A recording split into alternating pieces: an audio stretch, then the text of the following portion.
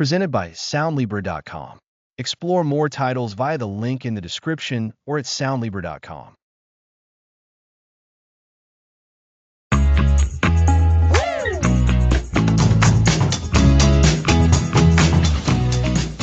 Welcome to the Gratitude Shift, where we rewire your brain for happiness. And I'm Lisa, your co-host on this transformative journey. Just a quick heads up before we get started. While we're diving into the science of well-being, this show is for educational purposes and isn't medical or mental health advice, so please consult a professional for your specific needs. That's an important note.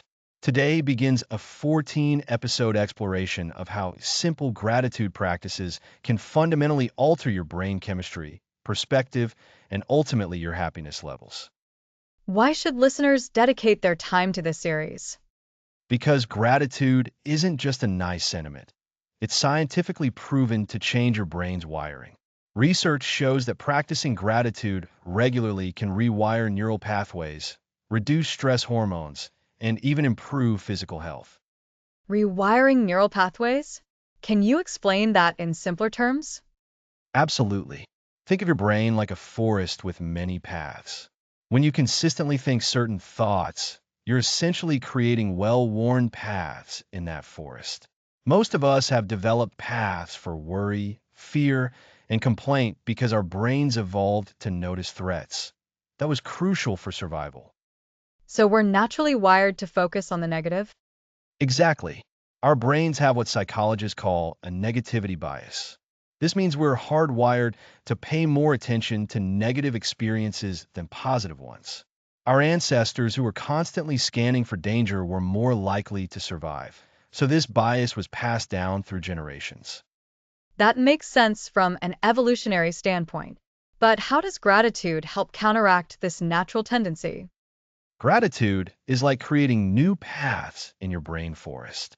When you consciously focus on what you're thankful for, you're activating different neural networks. Over time, these gratitude paths become stronger and more automatic, making it easier to notice the positive aspects of your life. So it's about building new habits of thought? Precisely. And that's what we'll explore throughout this series. How to consciously cultivate gratitude until it becomes as natural as breathing.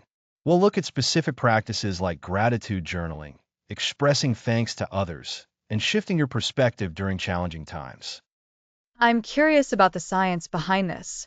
What exactly happens in our brains when we practice gratitude? Great question. When you experience gratitude, several key brain regions light up. The prefrontal cortex, which is involved in decision-making and social behavior, becomes active. The anterior cingulate cortex, which helps regulate emotions, also shows increased activity. That sounds fascinating, but what does that actually mean for how we feel day to day? Practically speaking, regular gratitude practice has been shown to increase levels of dopamine and serotonin, neurotransmitters that make us feel good. It also reduces cortisol, the stress hormone. So you're literally getting a biological boost for feeling thankful. So it's not just a psychological effect. There are actual physical changes happening in our brains? Absolutely. Studies using imaging scans have shown that people who regularly practice gratitude have more activity in the area of the brain associated with learning and decision-making. They also show better connectivity between the fear center and the thinking center of the brain, meaning better regulation of emotional responses. This is sounding more and more like a real brain rewiring process. It is. And one of the most exciting findings is that these changes can happen relatively quickly. In one study, participants who practiced gratitude daily for just 3 weeks showed measurable changes in brain activity patterns related to happiness and well-being. 3 weeks? That seems like a short time for such significant changes. It does, doesn't it? The brain is remarkably plastic. It can change and adapt throughout our lives. This is what scientists call neuroplasticity. The old saying, "You can't teach an old dog new tricks," simply isn't true when it comes to the brain. So this isn't about changing who we are fundamentally, but rather changing our habits and thought patterns? Exactly. We're not suggesting you become someone different, just that you develop new skills for noticing and appreciating the good in your life. It's like upgrading the software in your brain rather than replacing the hardware. That's a helpful analogy. So, what can listeners expect from this series? We've mentioned 14 episodes. What will each one cover? We'll start with the foundations, understanding how gratitude works in the brain and why it's so powerful. Then we'll move into practical applications, daily gratitude journaling, shifting from complaining to appreciating, writing gratitude letters, finding silver linings in difficult situations, and cultivating an abundance mindset. Those all sound like valuable skills. Will there be specific exercises or practices that listeners can try? Absolutely. Each episode will include actionable practices that people can implement immediately. We'll cover everything from simple gratitude journaling techniques to more advanced practices like gratitude meditation and expressing thanks to children. I'm particularly interested in how gratitude affects relationships. Can you say a bit about that? Relationships are one of the areas where gratitude has the most profound impact. When we feel appreciated in our relationships, we're more satisfied, more connected, and more resilient. Studies show that couples who regularly express gratitude to each other report higher levels of relationship satisfaction and are more likely to stay together long term. That's powerful. So, gratitude isn't just about our individual happiness, but also about how we connect with others? Precisely. Gratitude has what researchers call a bidirectional quality. It improves our well-being, and our improved well-being makes us better able to connect with others, which in turn amplifies our happiness. It's a beautiful positive feedback loop. I love that concept. It seems like gratitude is this simple practice with incredibly complex and far reaching benefits. It really is. And perhaps the most exciting part is that these benefits are accessible to everyone, regardless of your circumstances. You don't need to be wealthy or successful to practice gratitude. In fact, research suggests that gratitude might be most powerful for those facing significant challenges. That's an important point. So, even when life is difficult, gratitude can still make a difference? Absolutely. Gratitude isn't about ignoring problems or pretending everything is perfect. It's about acknowledging the good that exists alongside the challenges. It's about finding meaning and connection even in difficult times. That's a nuanced perspective that I think many people will find helpful. So, how should listeners approach this series? Should they try to implement all these practices at once? I'd recommend taking it one episode at a time. Each week, focus on implementing the practice we discuss. Some practices will resonate more than others, and that's completely fine. The goal is to find what works for you and your lifestyle. That makes sense. It's better to develop a few sustainable habits rather than trying to do everything at once and getting overwhelmed. Exactly. And remember, this is a journey, not a destination. We're rewiring deeply ingrained patterns, and that takes time and patience. Be kind to yourself throughout the process. I appreciate that reminder. So, where do we begin? What's the first step for listeners who want to start practicing gratitude? The simplest place to start is with a basic gratitude exercise. Tonight, before you go to sleep, take just 2 minutes to think of 3 specific things you're grateful for today. They can be big or small. Perhaps your morning coffee tasted particularly good, or a colleague helped you with a project, or you enjoyed a moment of sunshine. That sounds manageable. Just 3 things each day? That's all. The key is to be specific rather than general. Instead of saying, I'm grateful for my family, try, I'm grateful that my partner made me laugh this morning when they told me that silly joke. The more specific you are, the more powerful the effect. I like that it's so simple yet specific. It makes gratitude feel accessible rather than overwhelming. Exactly. And over time, as you continue this practice, you'll find that your brain starts automatically scanning for things to be grateful for throughout the day. That's when the real rewiring begins. This sounds like the beginning of a meaningful journey. So, what can listeners look forward to in our next episode? Next time, we'll dive deeper into the science of gratitude. We'll explore exactly how gratitude changes your brain chemistry, discuss fascinating research studies, and provide more specific techniques for cultivating gratitude in your daily life. I'm looking forward to that. It seems like gratitude is both simple and complex at the same time. It is, which is what makes it so fascinating and so powerful. It's one of those rare practices that can transform your life without requiring major life changes or expensive equipment. That's a wonderful note to end on. Thank you for this introduction to the Gratitude Shift series, Alex. Thank you, Lisa.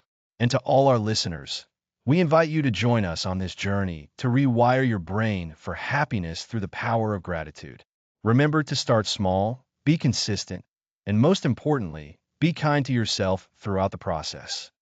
Next episode, the science of thank you, how gratitude rewires your brain.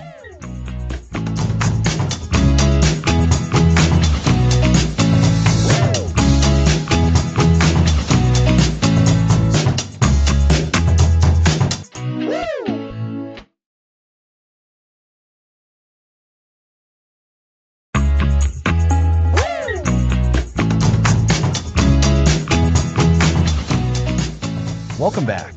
Last time we covered the initial gratitude shift. Now let's tackle the science behind why it works.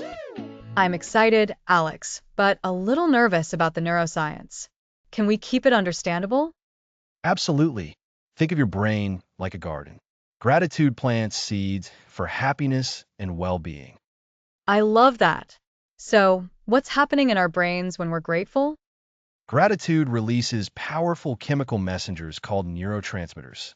Two key ones are dopamine and serotonin. I've heard of those. What do they do? Dopamine is often called the feel-good chemical. It's linked to pleasure and reward, making you feel energized and motivated.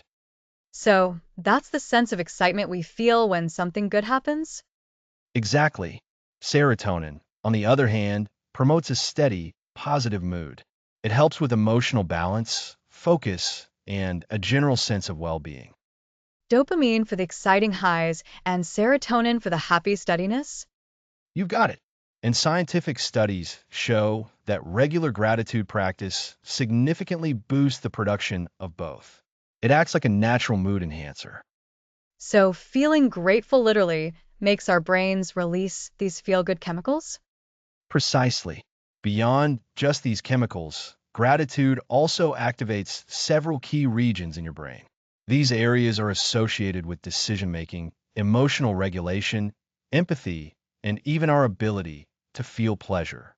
Crucially, practicing gratitude can decrease activity in areas linked to stress and negative emotions. So, our brains are actively becoming happier and calmer when we're grateful. But does this practice change our brains in the long term? Yes, it absolutely does. This is where a fascinating concept called neuroplasticity comes in. Essentially, neuroplasticity is your brain's remarkable ability to reorganize itself throughout your entire life, forming new connections and pathways. Neuroplasticity. What does that mean in simple terms, Alex? It means your brain is not fixed. It can change and adapt based on your experiences and actions. Think of it like creating and reinforcing roads in your brain. Every time you learn something new or practice a skill, you're strengthening those neural pathways. So, the more we use a particular pathway, the stronger and more prominent it becomes? That's a perfect analogy. When you consistently practice gratitude, you are essentially building and strengthening positive thought pathways. Your brain becomes more efficient at using these positive routes. It's like training our brain to naturally favor the positive roads more often? Exactly. And here's a truly mind-bending aspect. Your brain can't perfectly distinguish between a real-life experience and a vividly imagined or strongly felt emotional experience. So, consistent gratitude practice can lead to tangible, physical changes in your brain structure. So, if I'm intentionally and consistently practicing gratitude, my brain is physically rewiring itself to be more predisposed to positivity. That's the revolutionary discovery. Consistent practice can actually increase the density of gray matter in brain regions associated with learning, memory, and emotional processing. Simultaneously, It can lead to decreased activity in areas linked with stress, anxiety, and rumination. Are there actual studies that show this physical rewiring of the brain due to gratitude? Absolutely. Researchers have observed increased activity in decision-making and learning regions in individuals who regularly practice gratitude. Other neuroimaging studies suggest that gratitude practices can actually make our brains more sensitive and responsive to feeling grateful over time. So, it trains your brain to notice and appreciate more. That's incredible. So it's not just a temporary feeling, but a lasting change in how our brains are wired? Precisely. You are creating lasting structural and functional changes in your brain that make it easier and more natural to experience gratitude and maintain a positive outlook. This effect compounds over time. That really reinforces what we discussed in episode 1 about how gratitude builds on itself. It's a self perpetuating cycle of well being. It certainly does. And the impact of gratitude extends beyond just our minds, profoundly influencing our body's physiology too. Practicing gratitude has been shown to lower heart rate, regulate breathing patterns, and decrease blood pressure. So, gratitude is genuinely good for both our minds and our bodies. Right? It specifically works by reducing the production of stress hormones like cortisol. This reduction can lead to less inflammation throughout the body, promote better sleep quality, and even bolster your immune system. Think of it as a natural, system-wide tune-up. I can totally see how those moments of genuine gratitude leave me feeling physically relaxed and calm. It's fascinating to know there's a scientific basis for that feeling. Exactly. And perhaps the most empowering aspect of all this is that anyone can experience these profound benefits. You don't need to be a naturally optimistic person to cultivate gratitude. So, even someone who is feeling down or perpetually negative can actively change their brain chemistry through practicing gratitude. Absolutely. Our brains are wonderfully adaptable. By intentionally cultivating gratitude, you can begin to rewire. It's not about ignoring difficulties or pretending everything is perfect, but rather about learning to authentically find and appreciate the good that still exists, even amidst challenges. That's a really important distinction. Finding authentic things to be thankful for, even when life is presenting challenges. It's not about denial. Authenticity is indeed the key. When you genuinely feel grateful, your brain responds with remarkable power, creating significant and lasting changes over time. The more authentic the feeling, the more impactful the rewiring. For someone listening who wants to start feeling these benefits, what's a simple, actionable first step they could take today? A great starting point can be a gratitude pause. Throughout your day, whenever you remember, just pause for about 30 seconds. Bring to mind something specific, however small, that you are genuinely grateful for. And the crucial part, try to truly feel that sense of gratitude. So it's not just about mentally listing things, but about immersing ourselves in the actual feeling of gratitude. That's the absolute key. When you allow yourself to truly feel that appreciative sensation, your brain releases those beneficial neurochemicals and begins the process of creating new positive neural pathways. The heartfelt feeling is what drives the rewiring. That makes so much sense. I think I might have been more focused on the mechanical act of listing things rather than cultivating the actual feeling. Many people do start that way, and that's perfectly fine. In upcoming episodes, we'll explore more nuanced techniques to help you cultivate that authentic feeling more readily. For now, those small, intentional moments of appreciation will absolutely begin the rewiring process. So, to recap today's science, practicing gratitude releases dopamine and serotonin, activates important brain regions for positive emotions and decision making, and thanks to neuroplasticity, can physically change our brain structure. This leads to reduced stress, improved overall health, and a greater capacity for happiness. You've perfectly summarized the core takeaways. The science offers powerful confirmation that this simple, accessible practice can truly transform our brains and our bodies. It's a foundational tool for creating profound and lasting positive life changes. I'm so ready to move from understanding the why to implementing the how. What practical tools or techniques should we look forward to next? Next, we'll be diving into the profound power of pen and paper. We'll explore how to create a daily gratitude journal and discuss specific techniques designed to enhance the rewiring process and build a truly sustainable gratitude practice. That sounds absolutely wonderful.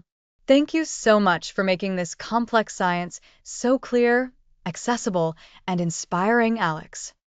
It's my absolute pleasure, Lisa.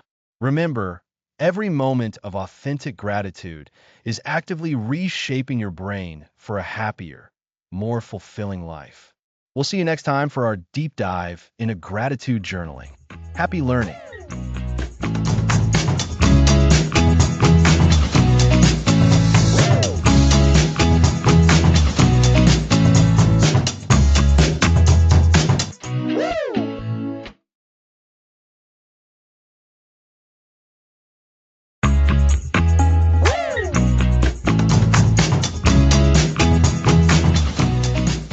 Welcome back.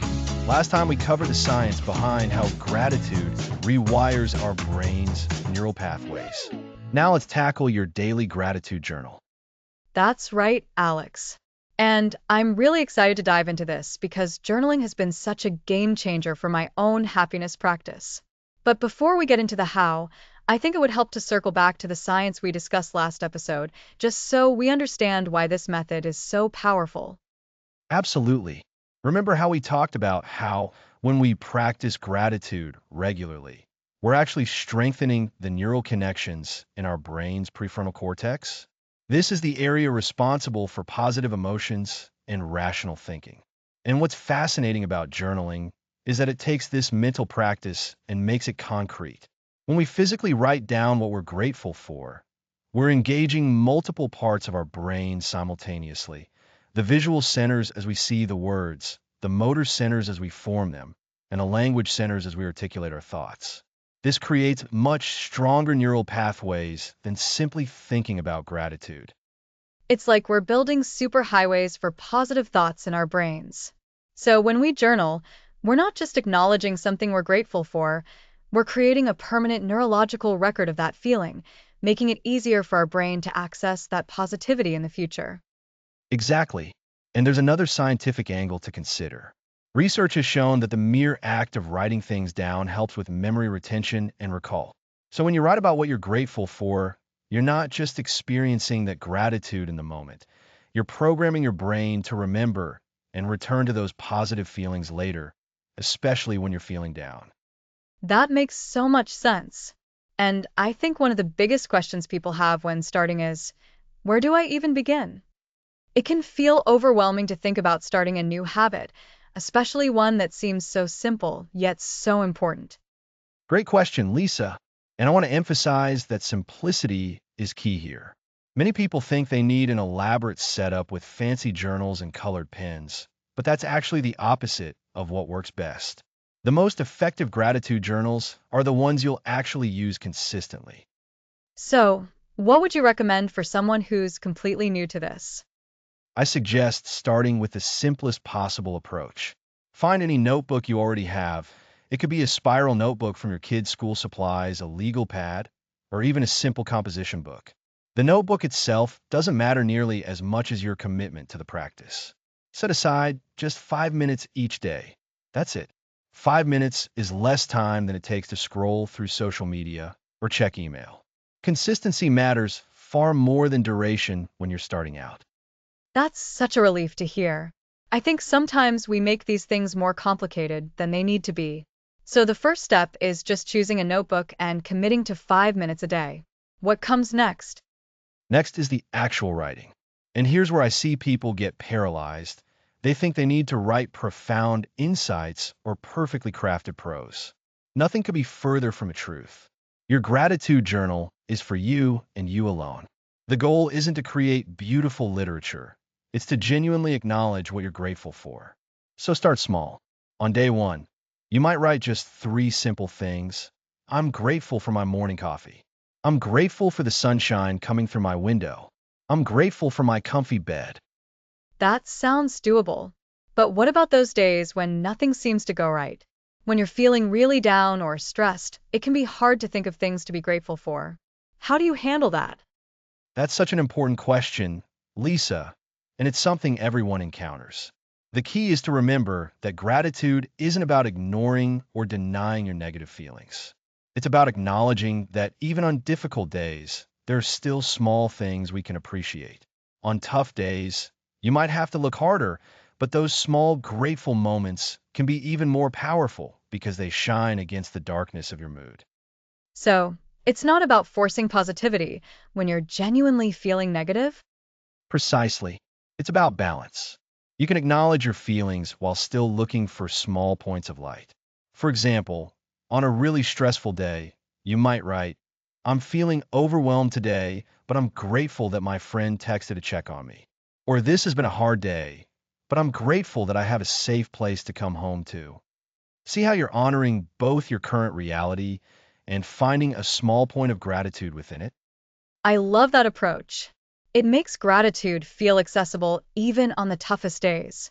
Now, as people become more comfortable with the basic practice, there are different journaling methods they might want to explore. Could you share some of those? Absolutely. Once the basic 5 minute a day habit is established, people often enjoy expanding their practice. One popular method is the three good things approach, which I mentioned briefly earlier. Simply writing down three specific things you're grateful for each day and why they matter to you. Another powerful technique is gratitude amplification, where you take one thing you're grateful for and write extensively about it, describing it in detail, why you appreciate it, and how it makes you feel. That sounds like it would deepen the experience significantly. What other methods do people use? Some people enjoy the person-centered approach, where they write about people they're grateful for rather than things. This can be especially powerful for strengthening social connections. Others prefer the challenge-based method, where they specifically look for things they're grateful for that they might otherwise take for granted, like running water, electricity, or the ability to read. Those all sound really interesting. I'm particularly drawn to the person-centered approach myself. But what about when people experience writer's block? We've all been there, staring at a blank page, unable to think of anything new to write about. How do you overcome that? Writer's block is completely normal, especially when you're first starting out. The good news is there are countless gratitude prompts you can use to spark your writing. Here are a few that work really well. What made me smile today? What's something I've been taking for granted recently? Who made a positive impact on my day? What's a challenge I'm facing that's actually helping me grow? What's something beautiful I noticed today that I might have otherwise missed? Those are great prompts. I especially like the one about taking things for granted. It really shifts your perspective to see the everyday blessings we normally overlook. Absolutely. And here's a pro tip. Keep your prompts handy. You can write them on an index card and keep it with your journal, or even save them in your phone notes. That way, when you're drawing a blank, you have a ready-made list to get you started. That's such practical advice. Now, I'm curious about the physical act of writing itself. In our digital age, many people type more than they write by hand. Is there something special about putting pen to paper for gratitude practice? That's an excellent question, Lisa.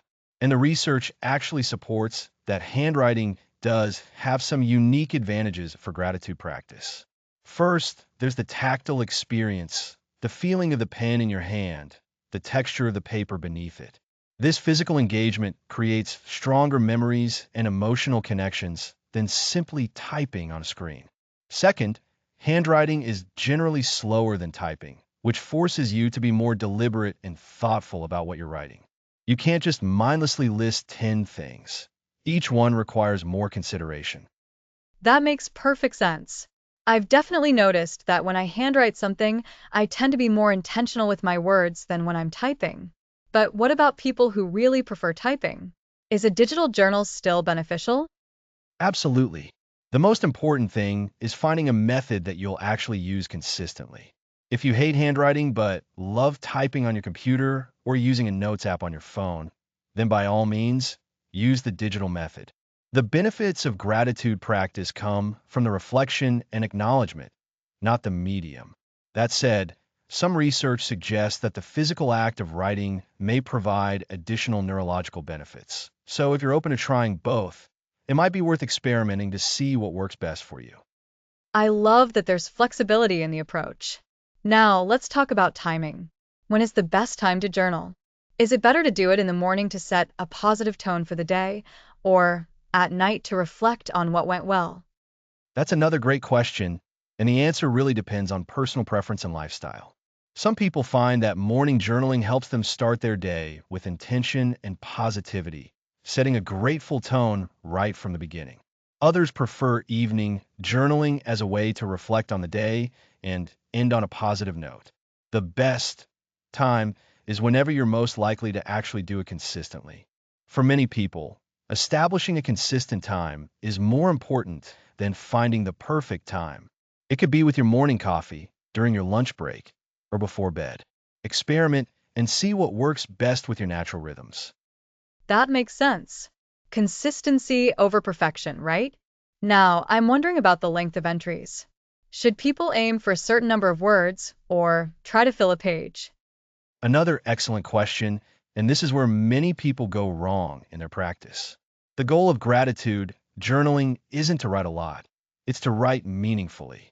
Some days, you might fill a page with detailed reflections. Other days, you might write just a few sentences. Both are perfectly valid. What matters is the quality of your attention, not the quantity of your words. A simple, "I'm grateful for my dog's happy wagging tail," can be just as powerful as a detailed paragraph about how your dog's unconditional love brings you joy. The key is being present and genuine in what you write. I think that's such an important point to emphasize. There's so much pressure in our culture to do things right or enough, but gratitude journaling seems like one practice where less can definitely be more. Now, let's talk about some common challenges people face. What are the biggest obstacles people encounter with regular journaling? Great question. One of the most common challenges is consistency. People start enthusiastically, but then miss a day or two and feel like they've failed, so they stop entirely. The solution is to embrace imperfection. Life happens, you'll get busy, you'll forget, you'll have days where you just don't feel like it. And that's completely okay. The important thing is to get back to it as soon as you can. Missing one day doesn't erase all the progress you've made. Another common challenge is what we mentioned earlier, writer's block or difficulty coming up with things to write about, especially on difficult days.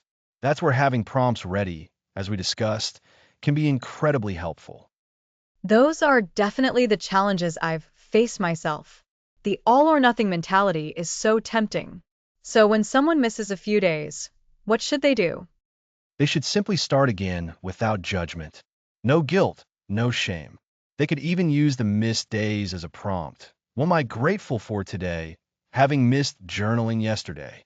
This can help them reconnect with the practice. Another approach is to adjust their expectations. If 5 minutes a day feels too ambitious, try starting with 3 days a week instead of daily. The goal is building a sustainable habit, not creating another source of stress in your life. That's such helpful advice. Now, I'm curious about how people know if their gratitude journaling is actually working. What kind of changes should they look for? That's an important question because sometimes people wonder if they're doing it right or if it's making any difference. The benefits often show up subtly over time. You might notice yourself becoming more aware of small positive things throughout your day that you would have previously overlooked. You might find yourself reacting to stress or challenges with more resilience. You might find yourself naturally expressing more appreciation to others. These are all signs that your gratitude practice is working. Some people also find it helpful to periodically review their journal entries, perhaps once a month or once a quarter. Looking back at all the things you've been grateful for can be incredibly uplifting and remind you of how much good there is in your life, even during difficult periods. That's such a beautiful way to see the cumulative effect of the practice. It's not just about the daily entries, but about how they build up over time to create a more positive perspective. Now, before we wrap up, I'd love to hear your thoughts on how this daily practice connects to the bigger picture of cultivating gratitude in our lives. That's a perfect way to think about it, Lisa. Daily gratitude journaling is like the foundation of a house. It provides the stability and structure needed to build a more grateful life overall. Once this daily practice becomes a habit, it naturally begins to influence how you see the world. You start noticing good things more automatically. You begin expressing appreciation more freely to others. You find yourself reframing challenges more quickly. The journaling practice becomes a training ground for your brain, helping it develop the habit of looking for and recognizing the positive in any situation. And that's when gratitude stops being something you do and becomes something you are. I love that perspective. So the journaling is both a practice in itself and a foundation for living a more grateful life in general. Exactly. And as we continue this series, we'll explore more ways to expand on this foundation, from expressing gratitude to others to finding silver linings in difficult situations. But for now, I want to encourage everyone to start simple. Find a notebook, set aside 5 minutes, and just begin. The journey of 1,000 miles begins with a single step, and that first step in your gratitude journal can lead to profound transformation over time. That's such an inspiring note to end on, Alex. I feel motivated to start or deepen my own gratitude practice right away. And I'm excited to see how this connects to the other gratitude techniques we'll be exploring. Me too, Lisa. Remember, the key is consistency, not perfection. Just showing up for yourself each day with a grateful heart makes all the difference.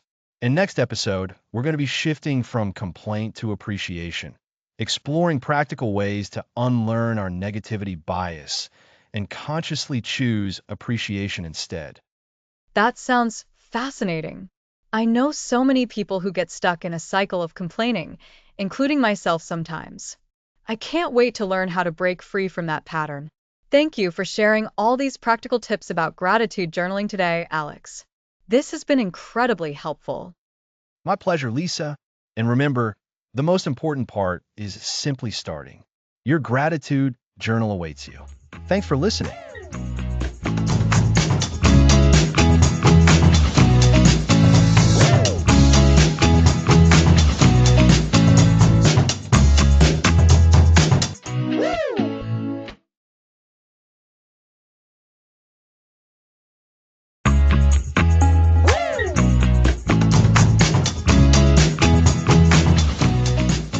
Welcome back.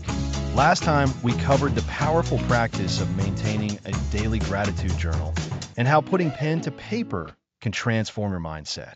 Now let's tackle something even more fundamental, shifting from complaint to appreciation and unlearning those negative patterns that hold us back. That sounds both important and challenging, Alex. I know personally I catch myself complaining more often than I'd like to admit. It's almost like a habit that happens without thinking sometimes. Exactly, Lisa. And that's what we're exploring today. The human brain has a negativity bias. It's wired to notice problems and threats more than positives.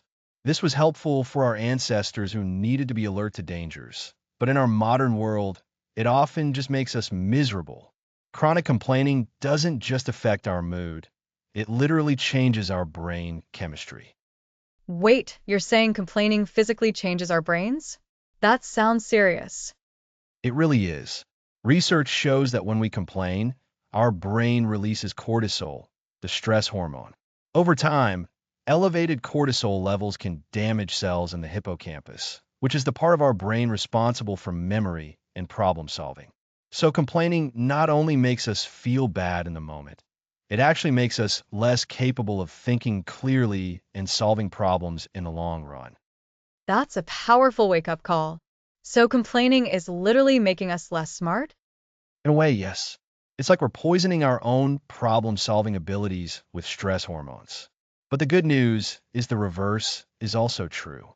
When we shift to appreciation, we release different neurotransmitters, dopamine, serotonin, and oxytocin, which improve our cognitive function, creativity, and overall well-being.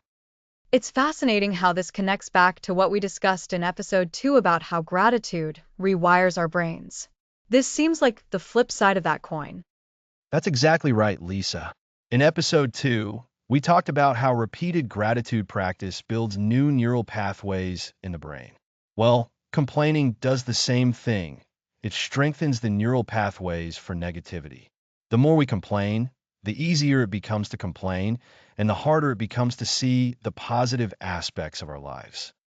So it's like we're training our brains to either be optimistic or pessimistic based on what we're practicing daily. Perfect analogy, Lisa. Our brains are incredibly adaptive. When we consistently focus on complaints, we're essentially training our brains to scan for problems. When we consistently focus on appreciation, we're training our brains to scan for positives. The key insight here is that we have the power to choose what we're training our brains to do. But how do we actually make that shift? I know intellectually that complaining isn't helpful, but in the moment when something goes wrong, the complaint just seems to pop out before I can stop it. That's where awareness becomes our first tool.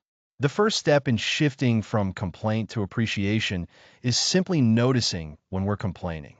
Many people go through their days complaining without even realizing it. How can we become more aware of our complaining habits? One technique is to set up a complaint alarm. Throughout your day, pause periodically and ask yourself, what have I been thinking about for the past 15 minutes? How have I been focusing on problems or solutions? Another approach is to recruit a friend or family member to give you a subtle signal when they notice you complaining. That sounds like it could be both helpful and potentially uncomfortable to have someone point out your complaints. It can be challenging at first, but think of it as a kindness. That person is helping you become aware of a habit that's holding you back. Remember when we discussed in episode 3 how writing down gratitude helps make it more concrete? The same principle applies here. Making your complaints conscious makes them easier to change. That makes sense. So awareness is step one. What comes next? Once you're aware of your complaints, the next step is to acknowledge them without judgment. When you catch yourself complaining, don't beat yourself up about it. Simply notice it and say something like, there's a complaint pattern. This acknowledgement is powerful because it creates a pause between the impulse to complain and the actual expression of it. So it's not about suppressing the complaint, but recognizing it and then making a different choice? Exactly. Suppression often backfires because it just gives the complaint more energy. But acknowledging it creates space for a different response. Think of it like traffic. When you're driving and come to a red light, you don't get angry at the light. You simply stop, wait, and then continue when it turns green. Complaints are like those red lights. They're signals to pause and consider a different route. I like that metaphor. So we acknowledge the complaint, then what?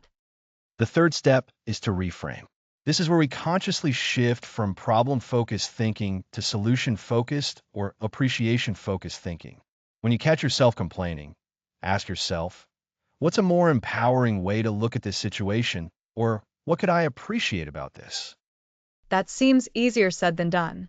When something genuinely frustrating happens, it's hard to immediately flip to appreciation. You're absolutely right, Lisa. That's why we need specific techniques for reframing, not just a vague intention to be positive. One powerful method is called perspective shifting. When you're stuck in a complaint, ask yourself, will this matter in 5 years? 5 months? 5 days? Most of what we complain about won't matter even a week from now.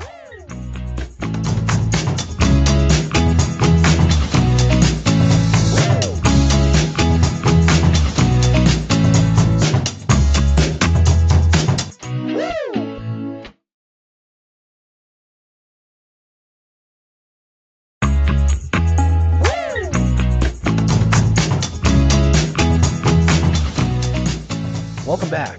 Last time we covered how to shift from complaint to appreciation. Now let's tackle the art of the gratitude letter. That sounds fascinating, Alex. I've heard of gratitude journals, which we discussed before, but I'm not sure I've ever heard of gratitude letters. How do they differ from just saying thank you in person? That's a great question, Lisa. Gratitude letters are different because they're written expressions of appreciation that you give to someone who has positively impacted your life. Unlike verbal thanks that can be forgotten, these letters create a tangible record of gratitude that both you and the recipient can revisit. So it's more about the written aspect and the permanence of it? Exactly. Research shows that when we express gratitude through writing, it activates different neural pathways than verbal expression. Writing helps us organize our thoughts more deeply and allows us to be more specific in our appreciation. Remember how we discussed the power of specificity in journaling? Yes, I do. You mentioned that being specific about what you're grateful for makes the practice more powerful because it requires you to recall particular moments and details. Precisely. This carries over beautifully to gratitude letters. When you write a gratitude letter, you're essentially taking that journaling practice and directing it outward toward another person. You're not just listing things you're grateful for, you're sharing those feelings with someone who deserves to hear them. That makes sense. So the letter serves a dual purpose. It helps the writer deepen their own gratitude practice while also benefiting the recipient. Absolutely. Studies in positive psychology have shown that both parties experience significant benefits. Let's start with the sender. When you write a gratitude letter, you're forced to recall positive memories and emotions associated with that person. This act alone can boost your happiness and reduce stress. So it's almost like a mini therapy session? That's a great way to put it. In fact, some psychologists use gratitude letters as part of therapeutic practices. The process requires you to focus on the positive aspects of your relationship with someone, which can counterbalance our brain's natural tendency to focus more on negative experiences. Our brain's natural tendency to focus on the negative? Could you explain that a bit more? Of course, our brains are wired to pay more attention to negative experiences than positive ones. This is an evolutionary trait that helped our ancestors survive threats, but in modern life, it can make us overly focused on problems rather than blessings. Gratitude practices, including letter writing, help retrain our brains to notice and appreciate the good. I see. So writing these letters helps counteract that natural tendency. Exactly. Now, for the recipient, receiving a gratitude letter can be incredibly powerful. Unlike verbal thanks that can be fleeting or easily forgotten, a written letter creates a lasting record of appreciation. People often keep these letters for years, sometimes even decades, and reread them during difficult times. That's profound. I can imagine how meaningful it would be to receive a letter that someone took time to write specifically for you. It really is. One study found that participants who received gratitude letters reported increased happiness for up to a month afterward. The letters created a ripple effect of positivity that lasted well beyond the initial exchange. So both the writer and the reader benefit emotionally. Are there any other benefits? Yes, several. For the writer, expressing gratitude through letters can improve sleep quality, strengthen immune function, and even reduce physical symptoms of illness. For the recipient, it can boost self-esteem, validate their positive impact on others, and strengthen the relationship bond. This sounds like a win-win practice. But how do you actually write an effective gratitude letter?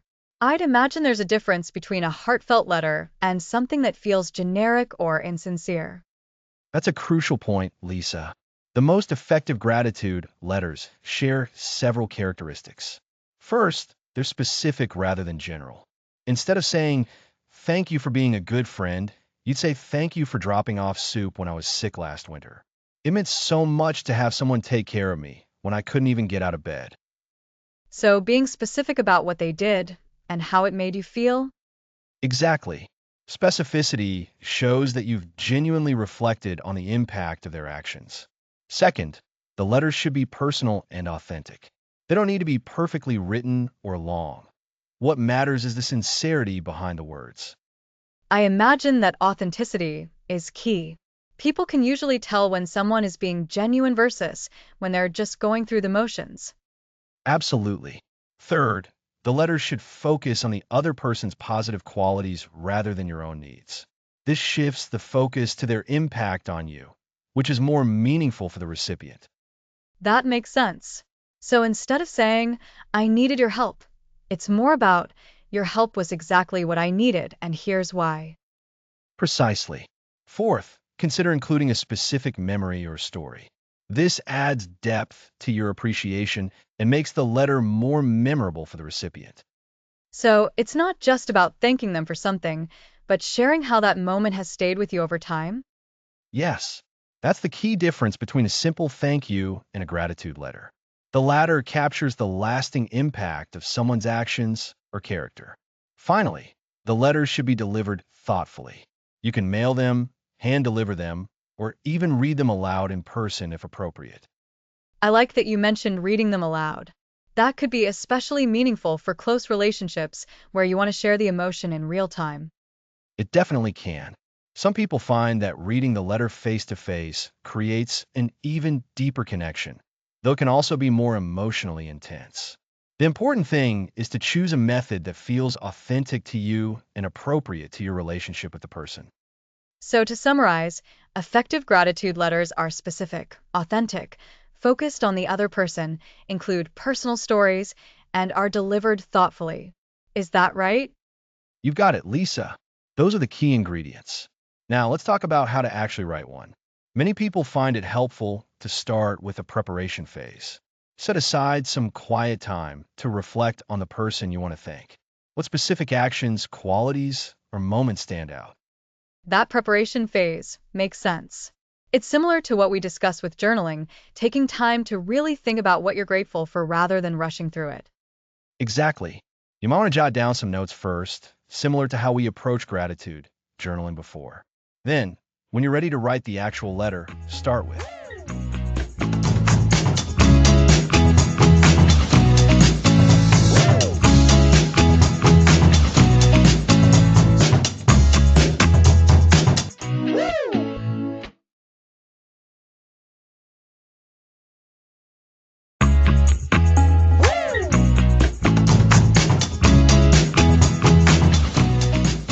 Welcome back. Last time we covered the art of the gratitude letter and how expressing thanks deepens our connections. Now let's tackle a powerful skill that can transform how you navigate life's challenges, finding silver linings. I love this topic, Alex. It always feels a little tricky, though, doesn't it? Like when people say, look on the bright side, when you're going through something really tough. It can sometimes feel dismissive. That's exactly why we need to clarify this. Finding silver linings isn't about pretending difficulties don't exist or forcing yourself to be happy when you're not. It's about acknowledging the challenge while also seeking out what might be learned, grown, or unexpected that could emerge from the situation. So it's more realistic than just blind optimism? Absolutely. Think of it like this. When a storm passes through, the sun doesn't magically appear during the downpour.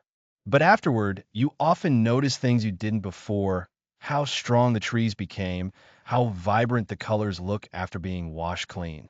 Silver linings are those moments of clarity, growth, and unexpected beauty that come after weathering the storm.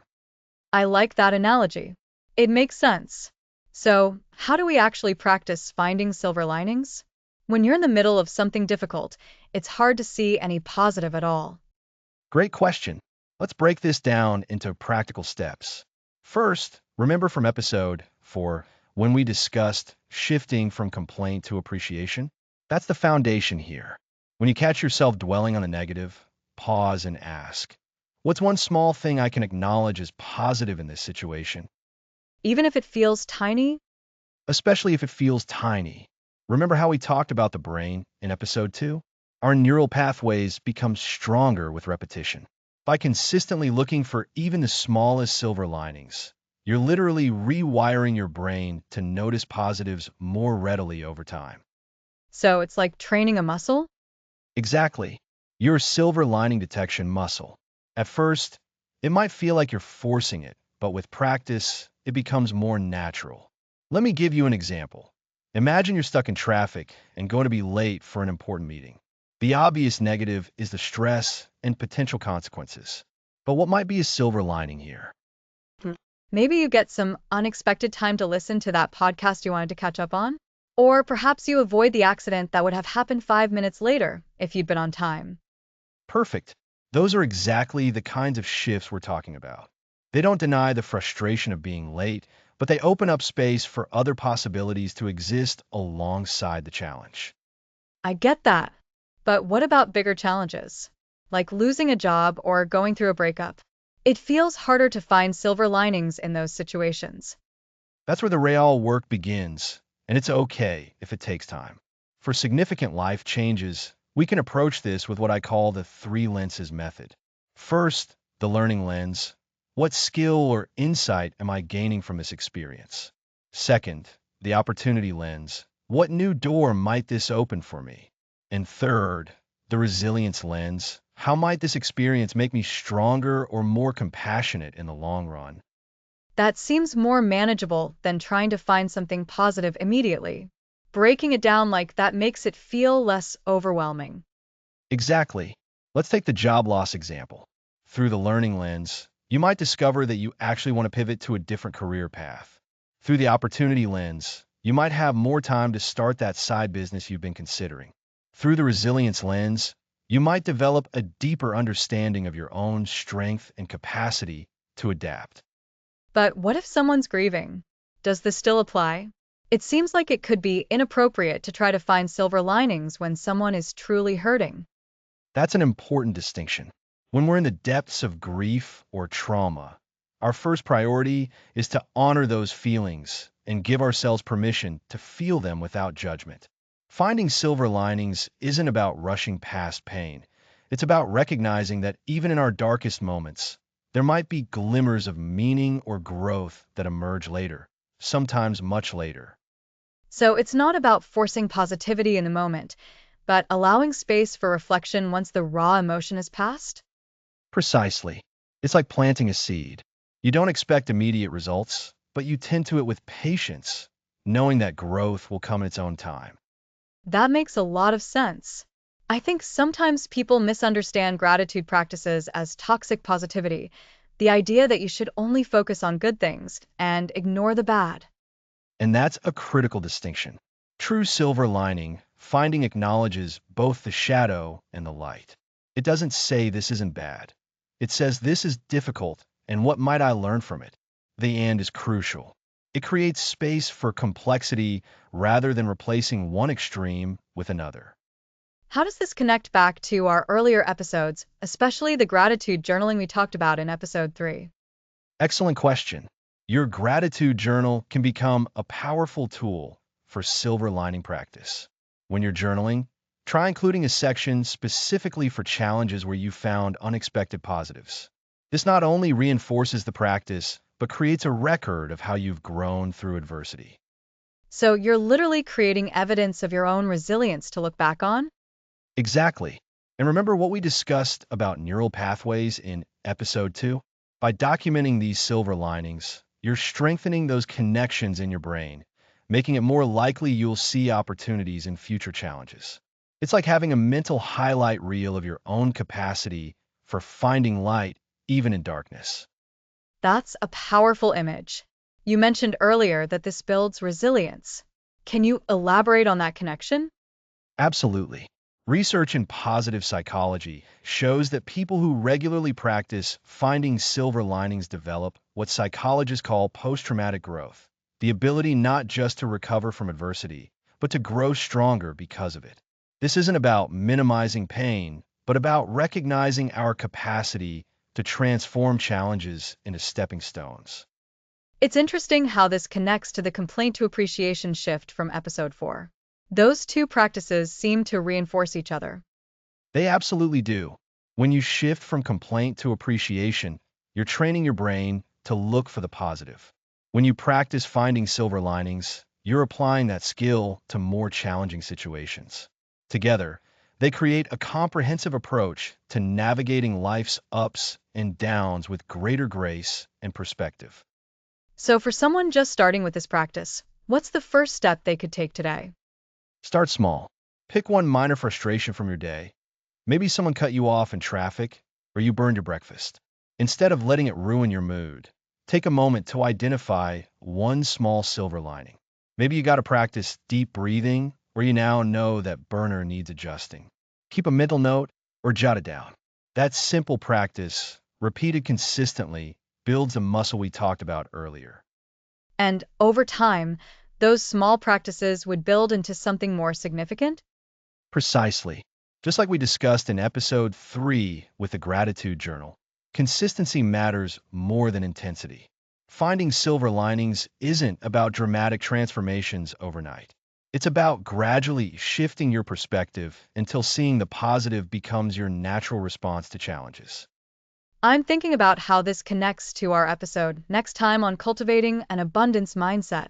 Finding silver linings really does feel like a foundational step toward that, doesn't it? It absolutely does.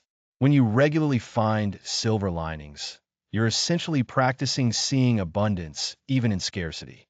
You're training your mind to recognize that challenges often contain hidden gifts if we're willing to look for them. That's precisely the mindset shift we'll explore in depth in our next episode. This has been such a practical conversation. I feel like I now have concrete tools I can apply immediately. And remember, this is a practice, not a perfection. Some days will be easier than others, and that's perfectly okay. The goal isn't to force positivity, but to develop a more balanced, resilient perspective that acknowledges both the difficulty and the potential for growth within any challenge. That's a wonderful way to put it. Thank you for breaking this down so clearly. I think our listeners will find these strategies really helpful. Absolutely. As we wrap up, remember that finding silver linings is a skill that grows stronger with practice. Start small, be patient with yourself, and trust that even the smallest glimmers of positivity can illuminate your path through challenging times. Next episode, cultivating an abundance mindset beyond scarcity.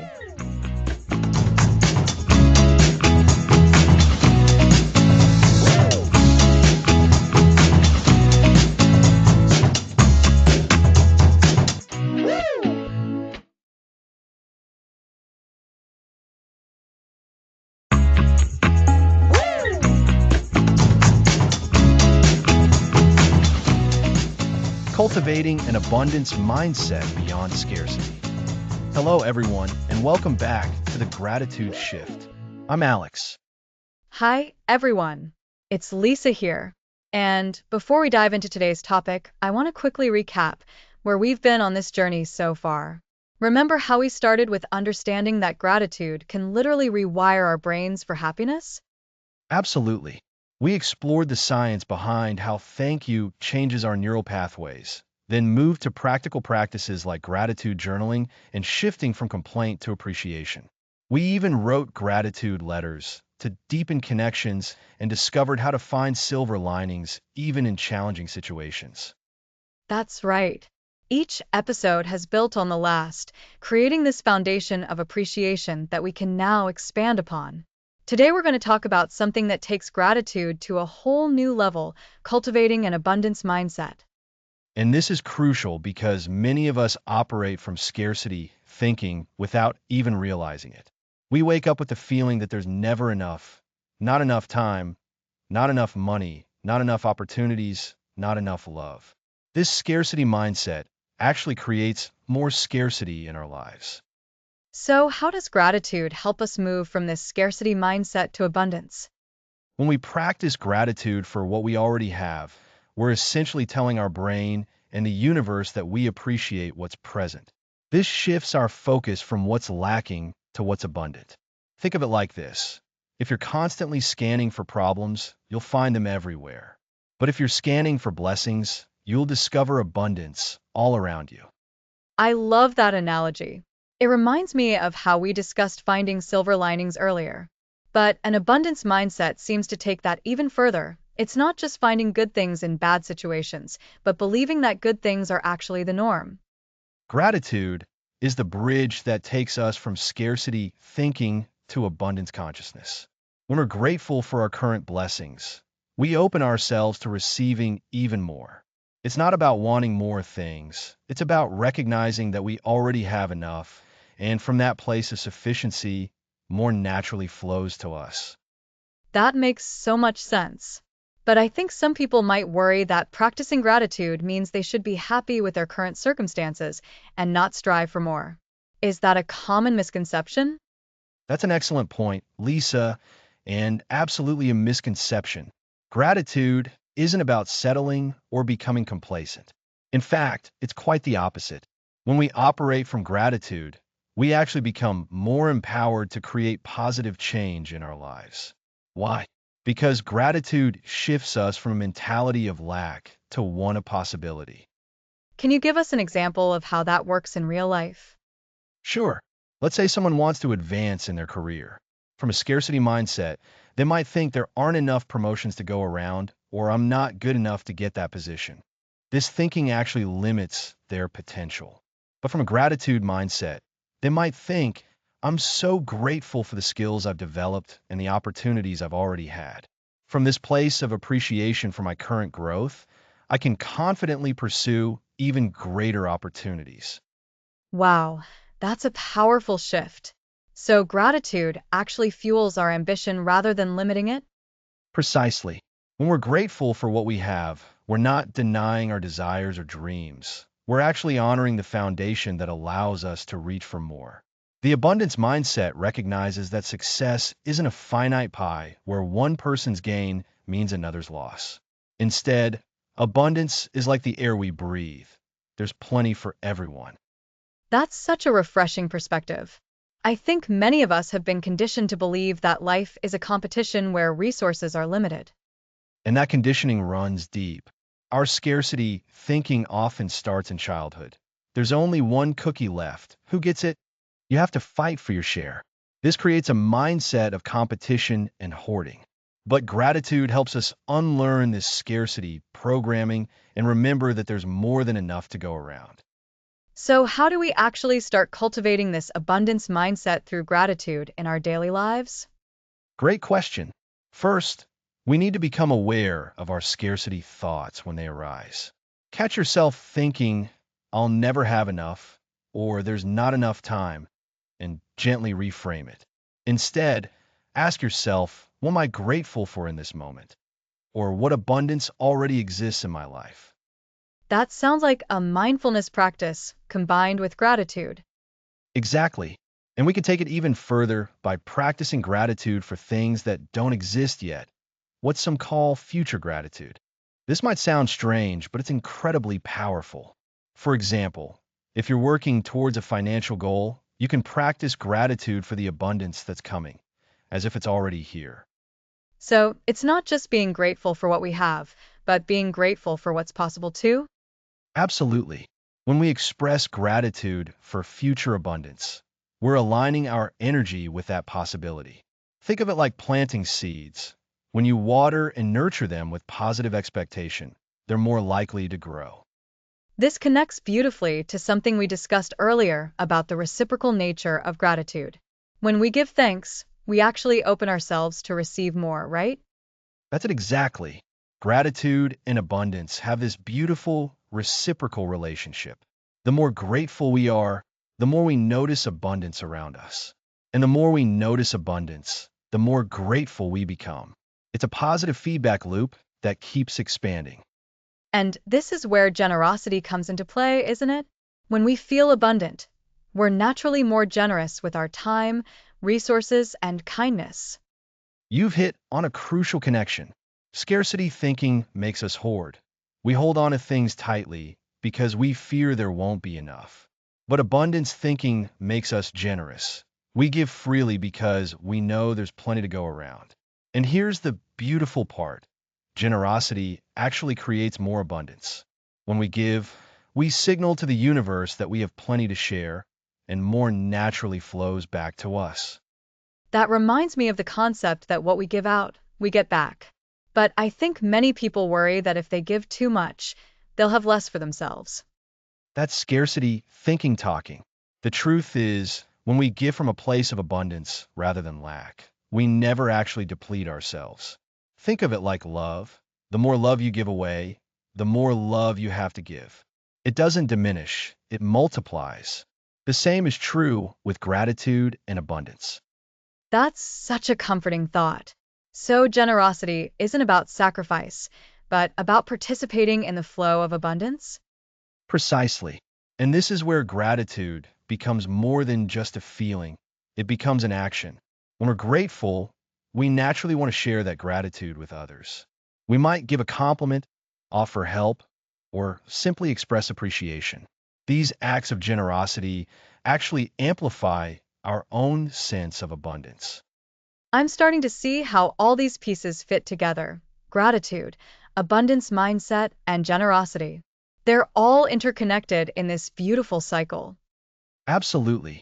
And the wonderful thing is, we can start small. Today, you could practice noticing 3 instances of abundance in your life. Perhaps the perfect parking spot you found, the delicious meal you enjoyed, or the friendly conversation you had. By acknowledging these small moments of abundance, you're training your brain to see abundance everywhere. This makes me think about how we discussed gratitude journaling in earlier episodes. Could we adapt that practice to focus specifically on abundance? What a great idea! You could create an abundance journal where you document not just what you're grateful for, but specifically the abundance you notice each day. Maybe it's the abundance of choices you have, the abundance of beauty in nature, or the abundance of opportunities that come your way. This practice really helps rewire your brain to see the world through a lens of plenty rather than scarcity. I love that distinction. Seeing the world through a lens of plenty rather than scarcity. It's like choosing a different filter for how we view reality. Exactly. And we get to choose that filter. We can choose to see scarcity, or we can choose to see abundance. Gratitude is the practice that helps us make that choice conscious and consistent. So it's really about perspective shifting, changing how we perceive our circumstances and the world around us. That's it in a nutshell. And the more we practice this perspective shift, the more natural it becomes. Eventually, abundance thinking becomes our default rather than something we have to consciously work at. This is all making so much sense to me now. I think many of us have been operating on autopilot with scarcity thinking without even realizing it. And that's the first step, awareness. Once we become aware of our scarcity thoughts, we can begin to challenge them and replace them with abundance-focused thinking. This doesn't happen overnight, but with consistent gratitude practice, it absolutely becomes possible. So, for someone who's really struggling with scarcity thinking, what would be the first step they could take today? I'd suggest starting with a simple awareness exercise. Throughout the day, whenever you catch yourself thinking from a place of scarcity, I don't have enough, there's never enough, I can't afford that. Pause and reframe. Ask yourself, what abundance am I grateful for in this moment? Even if it's something small, like having access to clean water or a comfortable place to sit. That seems manageable. Just noticing and reframing those scarcity thoughts as they come up. Exactly. And over time, you'll notice those scarcity thoughts happening less frequently. Your brain will become accustomed to looking for abundance rather than lack, and you'll start seeing evidence of abundance everywhere you look. This has been such an enlightening conversation, Alex. I feel like we've really connected all the dots between gratitude, abundance mindset, and generosity. I agree, Lisa, and it's exciting to think about how this abundance mindset will continue to unfold as we progress through our gratitude journey. Remember, this isn't about denying challenges or difficult emotions. It's about choosing to focus on abundance, even when scarcity seems present. That's an important distinction. It's not toxic positivity, but rather a conscious choice to notice and appreciate what's good and abundant in our lives. Precisely. Gratitude and abundance mindset aren't about ignoring reality. They're about changing how we relate to reality. They give us tools to navigate life's challenges with more resilience and hope. And I can see how this builds on everything we've covered so far in our series. Our gratitude practice is becoming richer and more nuanced as we go deeper. Absolutely. Each episode has been adding another layer to our understanding of gratitude, and today's exploration of abundance mindset is a perfect example of how deep and transformative this practice can be when we really commit to it. So, what's our takeaway for listeners today? Our key takeaway is that gratitude is the gateway to abundance mindset. When we practice gratitude for what we have, we naturally shift from scarcity thinking to abundance consciousness. This shift opens us up to receiving more in life and inspires us to be more generous. Remember, abundance isn't about having more things. It's about recognizing that we already have enough, and from that place of sufficiency, more naturally flows to us. And this abundance mindset then fuels our gratitude practice, creating this beautiful cycle of appreciation and plenty. Exactly. So I encourage everyone to start noticing their scarcity thoughts today and gently reframe them with gratitude. What abundance can you appreciate in this moment? Thank you so much for this conversation, Alex. I feel really inspired to practice seeing the world through an abundance lens. My pleasure, Lisa. Next episode, we'll explore gratitude meditation, how quieting the mind can amplify our sense of thanks. Thanks for listening.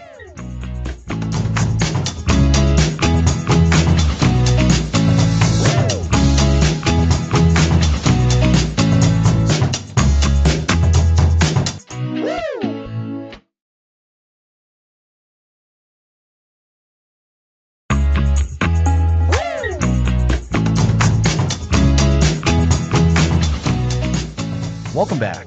Last time we explored cultivating an abundance mindset. Now let's explore gratitude meditation. That sounds amazing, Alex. Meditation can seem a bit daunting to some. Is gratitude meditation different from just regular meditation? It is. While both involve mindfulness, gratitude meditation specifically guides your focus toward appreciation. Regular meditation often involves observing thoughts without judgment. Gratitude meditation, however, actively seeks out what fills you with thankfulness. It's like the difference between watching clouds drift by versus actively looking for those shaped like animals. I love that analogy. So it's a more intentional focus. How does this practice powerfully help retrain our gratitude pathways? Remember from episode 2 how gratitude builds new neural pathways? Gratitude meditation reinforces those pathways by activating them repeatedly. When you meditate on gratitude, you're essentially exercising your gratitude muscle. Studies confirm that even brief daily sessions can boost positive feelings and reduce stress. That makes complete sense. So, what are the specific, lasting benefits beyond just feeling good in the moment? The advantages really add up. Firstly, gratitude meditation helps lower cortisol, that stress hormone that can wear us down. It also boosts dopamine and serotonin, our natural feel-good chemicals. People who practice it often report better sleep, stronger immune systems, and improved relationships because they become more aware of the good things in their lives. Wow, that's a significant list. So, how does someone actually begin practicing gratitude meditation? My mind often races when I try to meditate. That's incredibly common. Lisa, the beauty of gratitude meditation is that it gives your mind something positive to concentrate on, which actually makes quieting internal chatter much easier. Let me guide you through a simple technique you could try right now. Perfect. I'm ready. Begin by finding a comfortable posture. You can sit in a chair with your feet flat on the floor or on the floor with a cushion. Gently close your eyes if that feels right, or keep them softly focused on one spot. Take 3 slow, deep breaths. Inhale through your nose, feeling your belly expand, and exhale completely through your mouth. Okay, breathing. I can definitely do that part. Now, bring to mind something simple you appreciate today. It could be your morning tea, the sunlight on your face, or a kind word from someone. Don't labor over it. Just notice how it makes you feel internally. Is there warmth? A sense of comfort? Simply stay with that sensation for a few moments. I'm thinking about my morning tea. I do feel a gentle warmth spreading through my chest as I focus on it. Exactly. That physical feeling is your gratitude response. Now try to expand that feeling outwardly. Imagine it radiating from your center, much like ripples spreading across a pond. Does it change or grow stronger? Some people perceive it as a light, others as warmth or pure energy. It feels more vibrant now, as if it's actually intensifying as I give it my attention. That's the power of focused attention. When you concentrate on gratitude, you're essentially dedicating more mental space to in your brain. After another minute or two, gently open your eyes if they were closed. Notice how your feeling state has shifted from when you began. I do feel calmer, but also somehow more refreshed. My mind feels clearer. That's the gratitude meditation effect. It quiets the mental noise by redirecting your awareness to positive experiences. The more you practice, the more natural it becomes. For newcomers, even 3 to 5 minutes each day can start to make a noticeable difference. That seems very manageable. But what about people who feel they don't have much to appreciate, especially during difficult times? That's a crucial point, Lisa. Gratitude meditation doesn't mean ignoring challenges or pretending everything is perfect. Instead, it helps you discover small anchors of appreciation, even within difficult circumstances. It might be as basic as appreciating your breath, the shelter you have, or the support of a friend. That makes it much more accessible. So, it's not a form of forced optimism? Absolutely not. True gratitude acknowledges reality while still actively seeking out the good. In fact, studies suggest that grateful individuals tend to navigate adversity more effectively because they recognize available resources and support systems. Gratitude meditation helps build that perspective. Okay, I'm convinced this is really valuable. What are some variations for those wanting to deepen their practice? Excellent question. One highly effective method is the gratitude body scan. As you meditate, gently scan through various parts of your body, acknowledging what you appreciate about each one. Be grateful for your eyes that allow you to see beauty, your hands that can create, your heart that continues to beat. That's a beautiful way to connect appreciation with physical awareness. Another method is gratitude visualization. Bring someone you're thankful for to mind. Imagine sending them waves of appreciation and observe how it impacts your own feelings. Alternatively, try a gratitude mantra, silently repeating phrases like I am thankful for with each inhale and I embrace this gift with each exhale. Those all sound like powerful techniques. How can someone make this a consistent habit rather than something they try once and then forget? Consistency always triumphs over duration. Start small, perhaps 3 minutes while your coffee brews in the morning. Link it to an existing routine so it becomes automatic. And remember, some days will be much easier than others. On challenging days, simply focusing on one small thing you're grateful for is perfectly sufficient. That's wonderful advice. How does gratitude meditation connect with the other gratitude practices we've discussed, like journaling? They complement each other beautifully. Many find that gratitude meditation enhances their journaling because they've already cultivated that appreciative mindset. Some even do a brief meditation before writing to tap into a deeper sense of gratitude. These practices reinforce one another. Meditation builds the neural foundation, while journaling helps solidify those insights. So, someone could potentially combine their morning meditation with their evening journaling for maximum benefit? Precisely. Think of it as a gratitude ecosystem. Meditation strengthens your ability to feel gratitude in the present moment. Journaling lets you reflect on it more deeply. Gratitude letters help you express it externally, and the abundance mindset we discussed helps you notice it everywhere. Each practice nourishes the others. This is truly coming together. Before we conclude, is there anything crucial we haven't touched upon regarding gratitude meditation? Simply to emphasize that there's no single correct way to do this. The aim isn't to completely empty your mind. That's a common misunderstanding. The objective is to gently bring your attention back to gratitude whenever your mind wanders. Each time you do this, you're reinforcing those neural pathways. Be patient with yourself and enjoy the journey. This has been incredibly practical and inspiring. I feel like I now have a clear path to start incorporating gratitude meditation into my daily life. I'm so glad to hear that. Remember that every moment of gratitude, no matter how small, contributes to rewiring your brain for happiness. Even a few minutes each day can lead to profound changes over time. Next episode, Thankfulness to children, planting seeds for a happy future.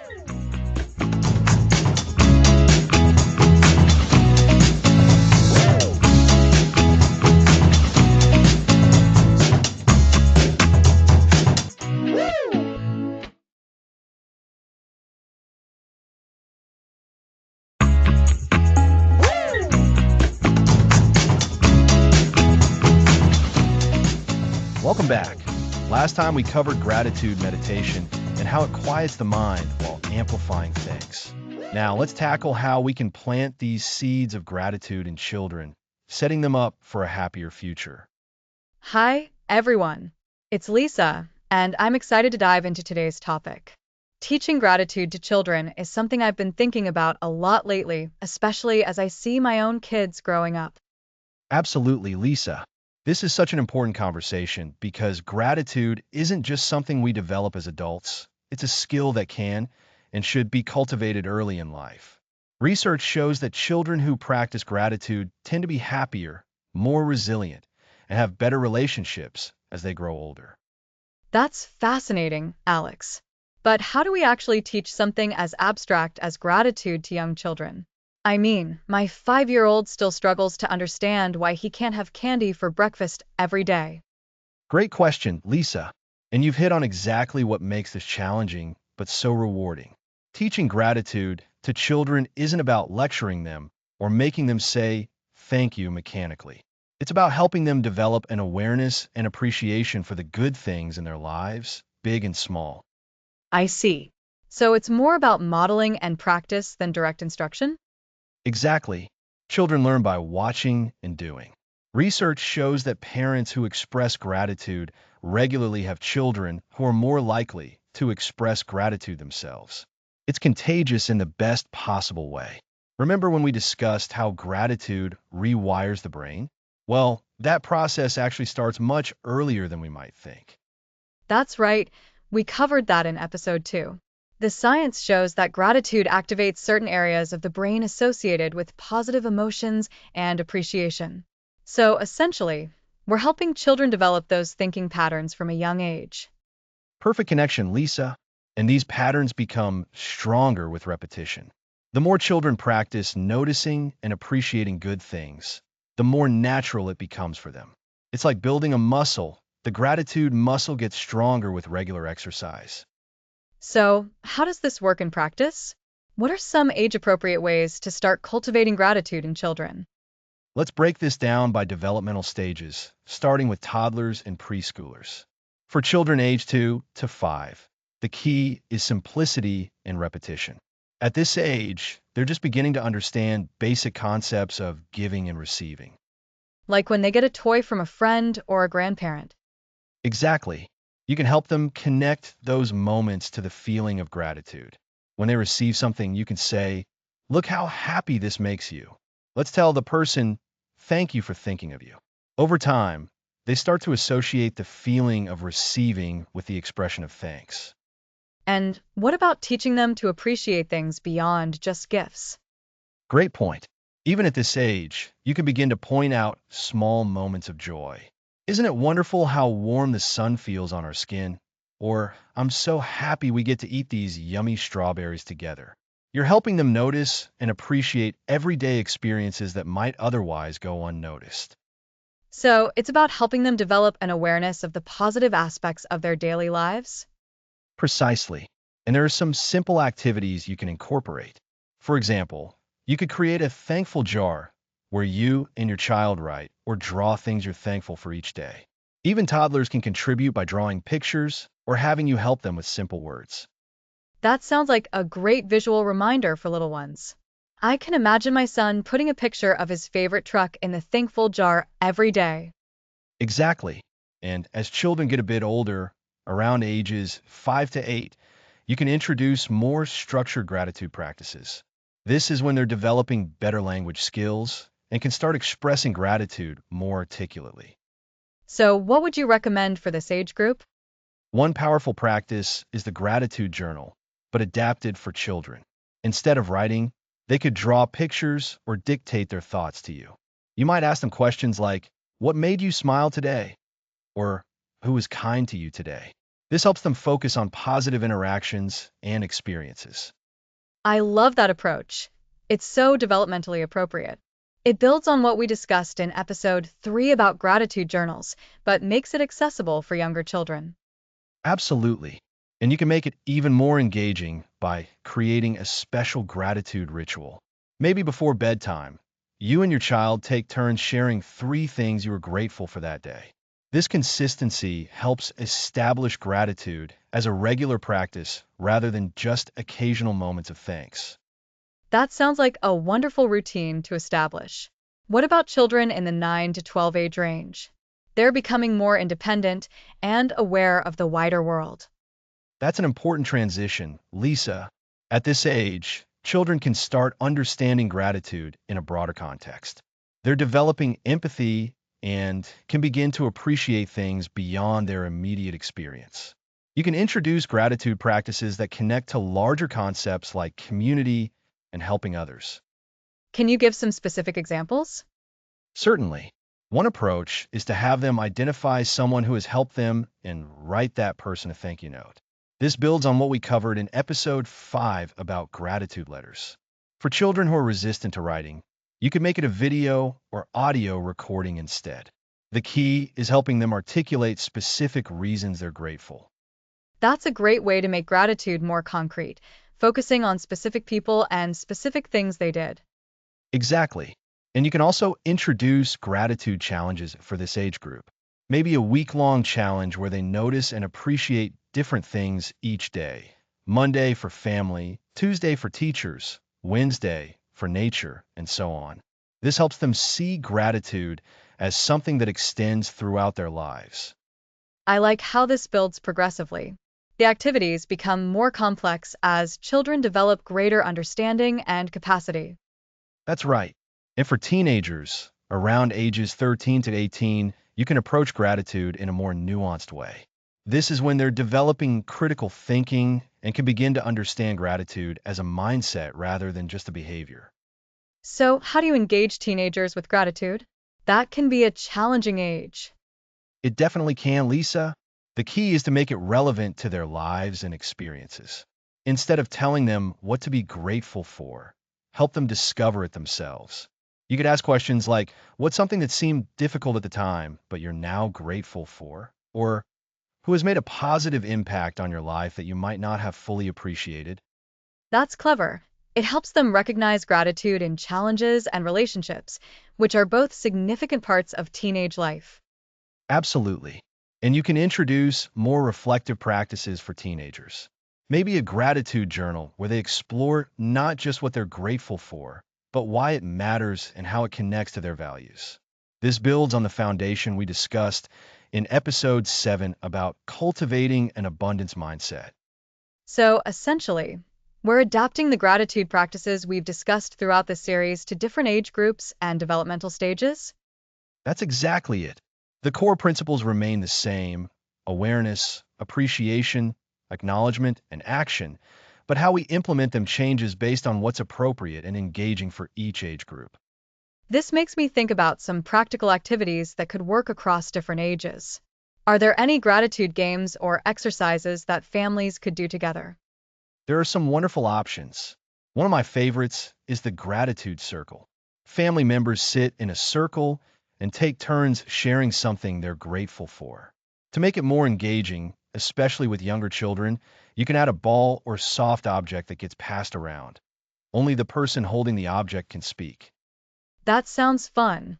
It creates a ritual and gives everyone a chance to participate. What about incorporating gratitude into daily routines? There are so many ways to do that. For example, during meals, you could go around the table and have each person share one good thing that happened that day. This builds on the idea of finding silver linings we discussed in episode 6. I think that's such a natural time to do it when everyone's together and not rushing off to other activities. Exactly. And bedtime is another great opportunity. Instead of just reading a story, you can incorporate gratitude by asking, what was your favorite part of today? Or, who made you feel happy today? This helps them end the day on a positive note and reinforces the habit of noticing good things. These are such simple yet powerful ways to weave gratitude into everyday life. But what about when children are going through difficult times?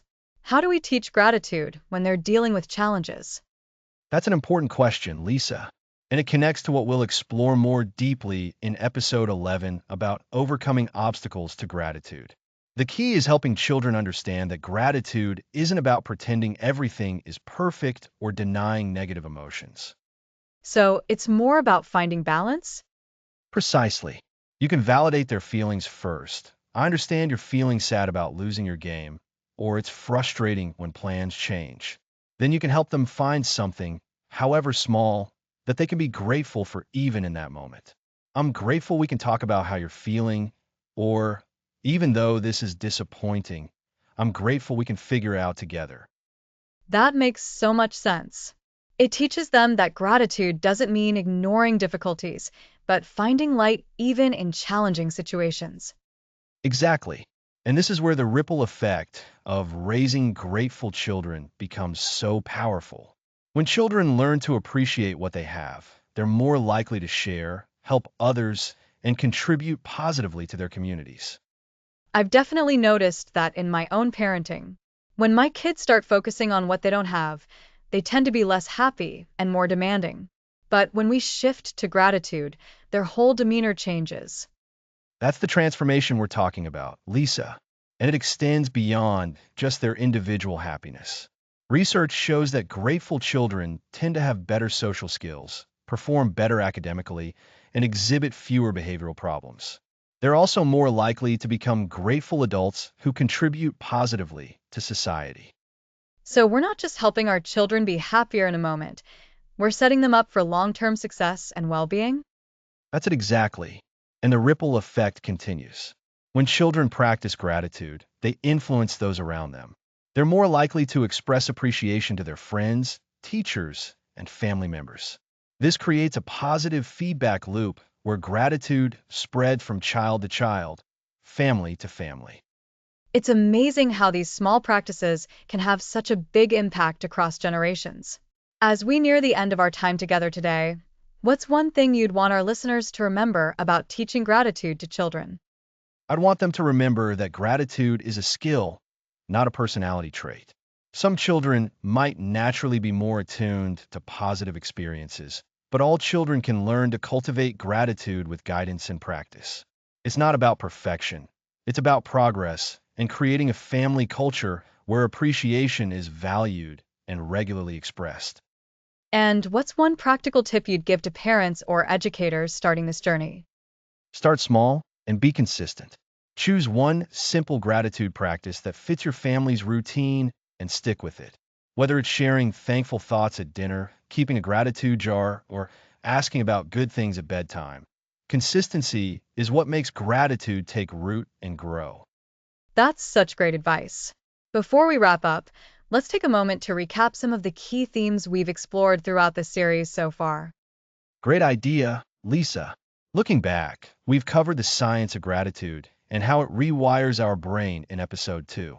We've explored the power of gratitude journals in episode 3, shifting from complaint to appreciation in episode 4, and the art of gratitude letters in episode 5. Then we moved on to finding silver linings and the optimist advantage in episode 6, cultivating an abundance mindset beyond scarcity in episode 7, and gratitude meditation in episode 8. Today we've focused on teaching gratitude to children. That's right. And what's remarkable is how all these themes connect. The same principles that help adults cultivate gratitude, awareness, appreciation, acknowledgement, and action apply to children as well, just adapted to their developmental stage. Whether we're journaling, meditating, writing letters, or teaching our children, gratitude is a practice that transforms how we experience life.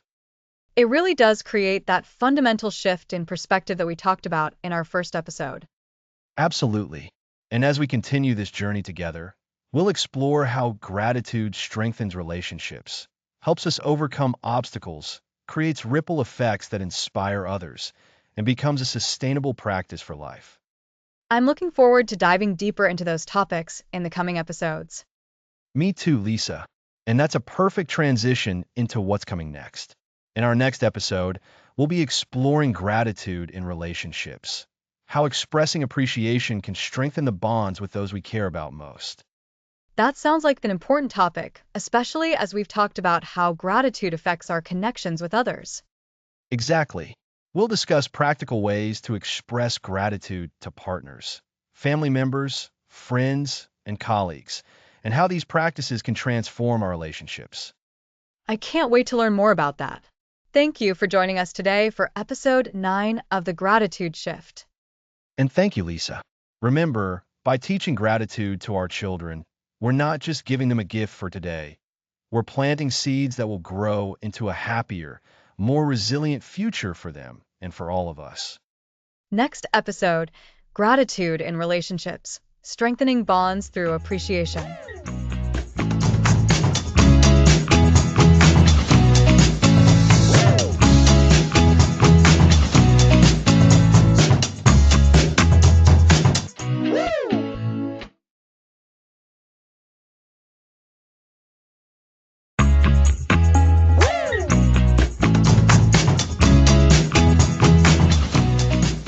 Welcome back.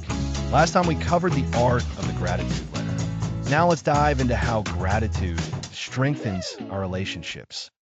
That sounds incredibly important, Alex. We've talked a lot about how gratitude rewires our own brains for happiness, but how does it specifically impact the people we care about? That's a fantastic question, Lisa, and it gets to the heart of this episode. Think about it. Relationships are built on connection, and connection thrives on mutual appreciation.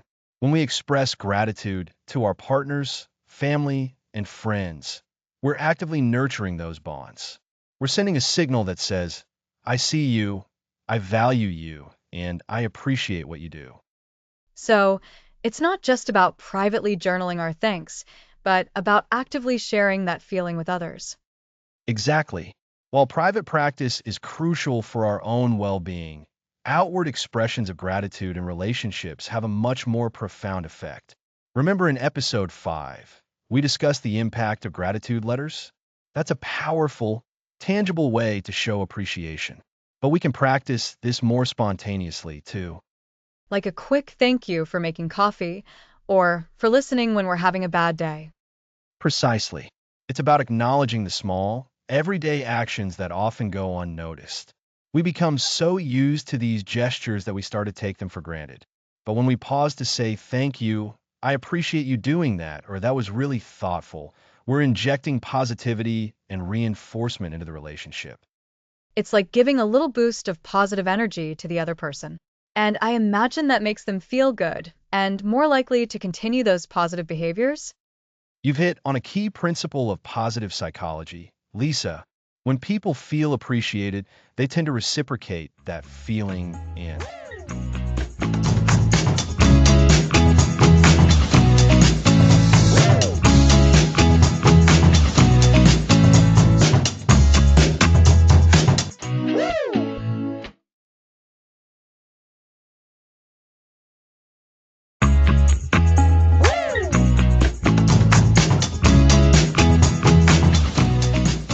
welcome back. Last time we covered gratitude in relationships and how appreciation can strengthen our bonds. Hi, everyone. Today we're diving into overcoming obstacles to gratitude, especially when life throws us curveballs. Exactly, Lisa. Maintaining gratitude when you're going through something difficult can feel almost impossible. That's what we're addressing today. It's such an important topic because life isn't always sunshine and rainbows. How do we stay grateful during those tough times? First, I want to normalize this feeling. There's nothing wrong with you if you struggle to feel grateful during tough times.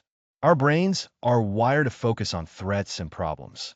Gratitude is a practice that requires conscious effort, especially when we're stressed. That's such an important reminder. I think many people beat themselves up for not being able to just be grateful when they're hurting. Absolutely. So let's talk about some common obstacles to gratitude that people face during difficult times. What are those, Alex?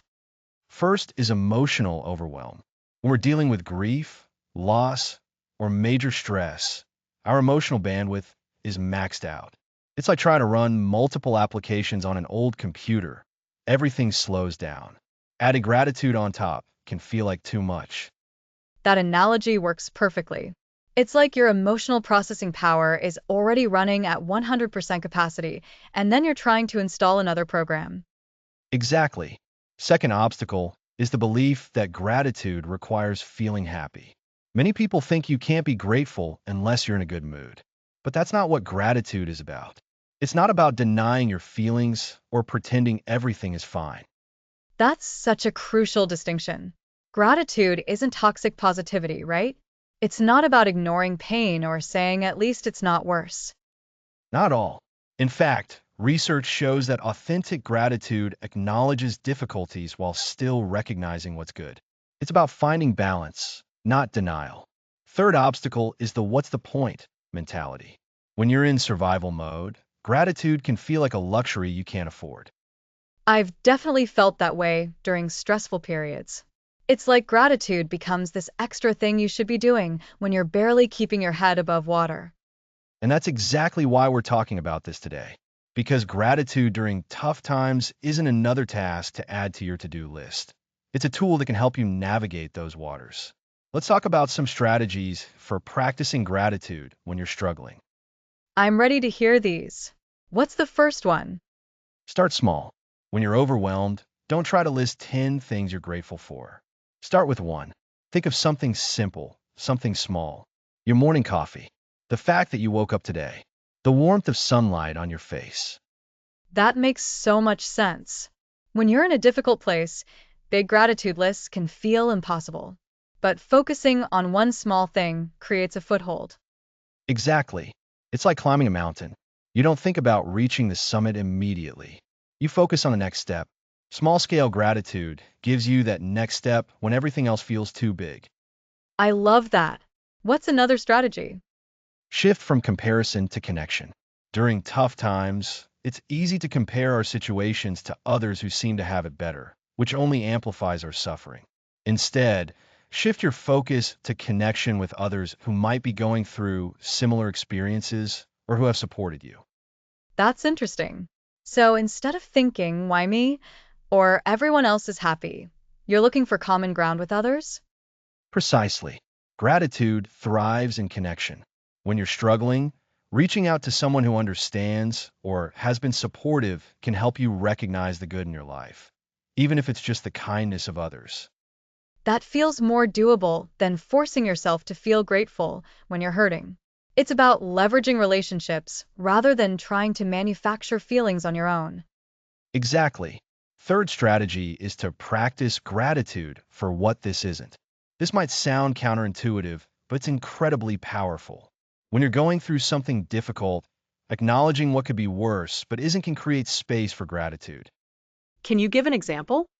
Sure, if you've lost your job, you might be grateful that you have savings to fall back on. If you're dealing with health issues, you might be grateful that you have access to medical care. That makes sense. It's not about dismissing the pain of what you're experiencing, but recognizing that your situation could have additional layers of difficulty that it doesn't have. Exactly. It's about finding perspective without minimizing your experience. And fourth, practice gratitude for the lesson. This doesn't mean you're grateful for the painful experience itself, but for what you're learning from it. I think this connects to something we talked about in episode 6 about finding silver linings. But this feels more intentional, like actively looking for what this difficult time might be teaching you. That's a great connection, Lisa. In episode 6, we discussed finding silver linings in challenging situations. Today, we're building on that by talking about how to actively cultivate gratitude when you're in the thick of it. The silver lining approach helps you find meaning, while gratitude helps you find appreciation despite the difficulty. So it's not about the difficulty being good, but about recognizing what might be coming out of it that has value. Precisely. It could be resilience, clarity, new relationships, or a deeper understanding of yourself. The key is to distinguish between being grateful for the experience itself and being grateful for the growth that comes from it. That's an important distinction. I think many people get stuck in the trap of thinking they have to be grateful for the bad thing that happened, rather than being grateful for how they're growing through it. Exactly. Let's talk about another strategy that's particularly helpful during grief or loss. This is what I call memory gratitude. What's that? When you've lost someone or something important, focus on gratitude for memories rather than what's lost. Instead of thinking, I'll never have X again, you can think, I am grateful that I had X. That's such a different perspective. Instead of focusing on absence, you're focusing on presence that was real and meaningful. Yes, it honors what was while acknowledging what is. This is especially powerful for grief because it allows you to appreciate the time you had rather than only mourning what you've lost. I can see how that could be comforting. What about when you're dealing with ongoing stress, like financial difficulties or health issues that don't have an end in sight? That's a great question. For ongoing challenges, I recommend progress gratitude. Instead of focusing on what's still wrong, focus on any small progress you've made or any small improvements. So, if you're dealing with a chronic illness, you might be grateful for a day with less pain, even if the overall condition hasn't changed. Exactly. Or if you're in financial stress, you might be grateful for finding ways to save a few dollars each week. Progress gratitude acknowledges the journey without requiring the destination to be perfect. That feels much more sustainable than waiting for everything to be fixed before you allow yourself to feel grateful. Absolutely.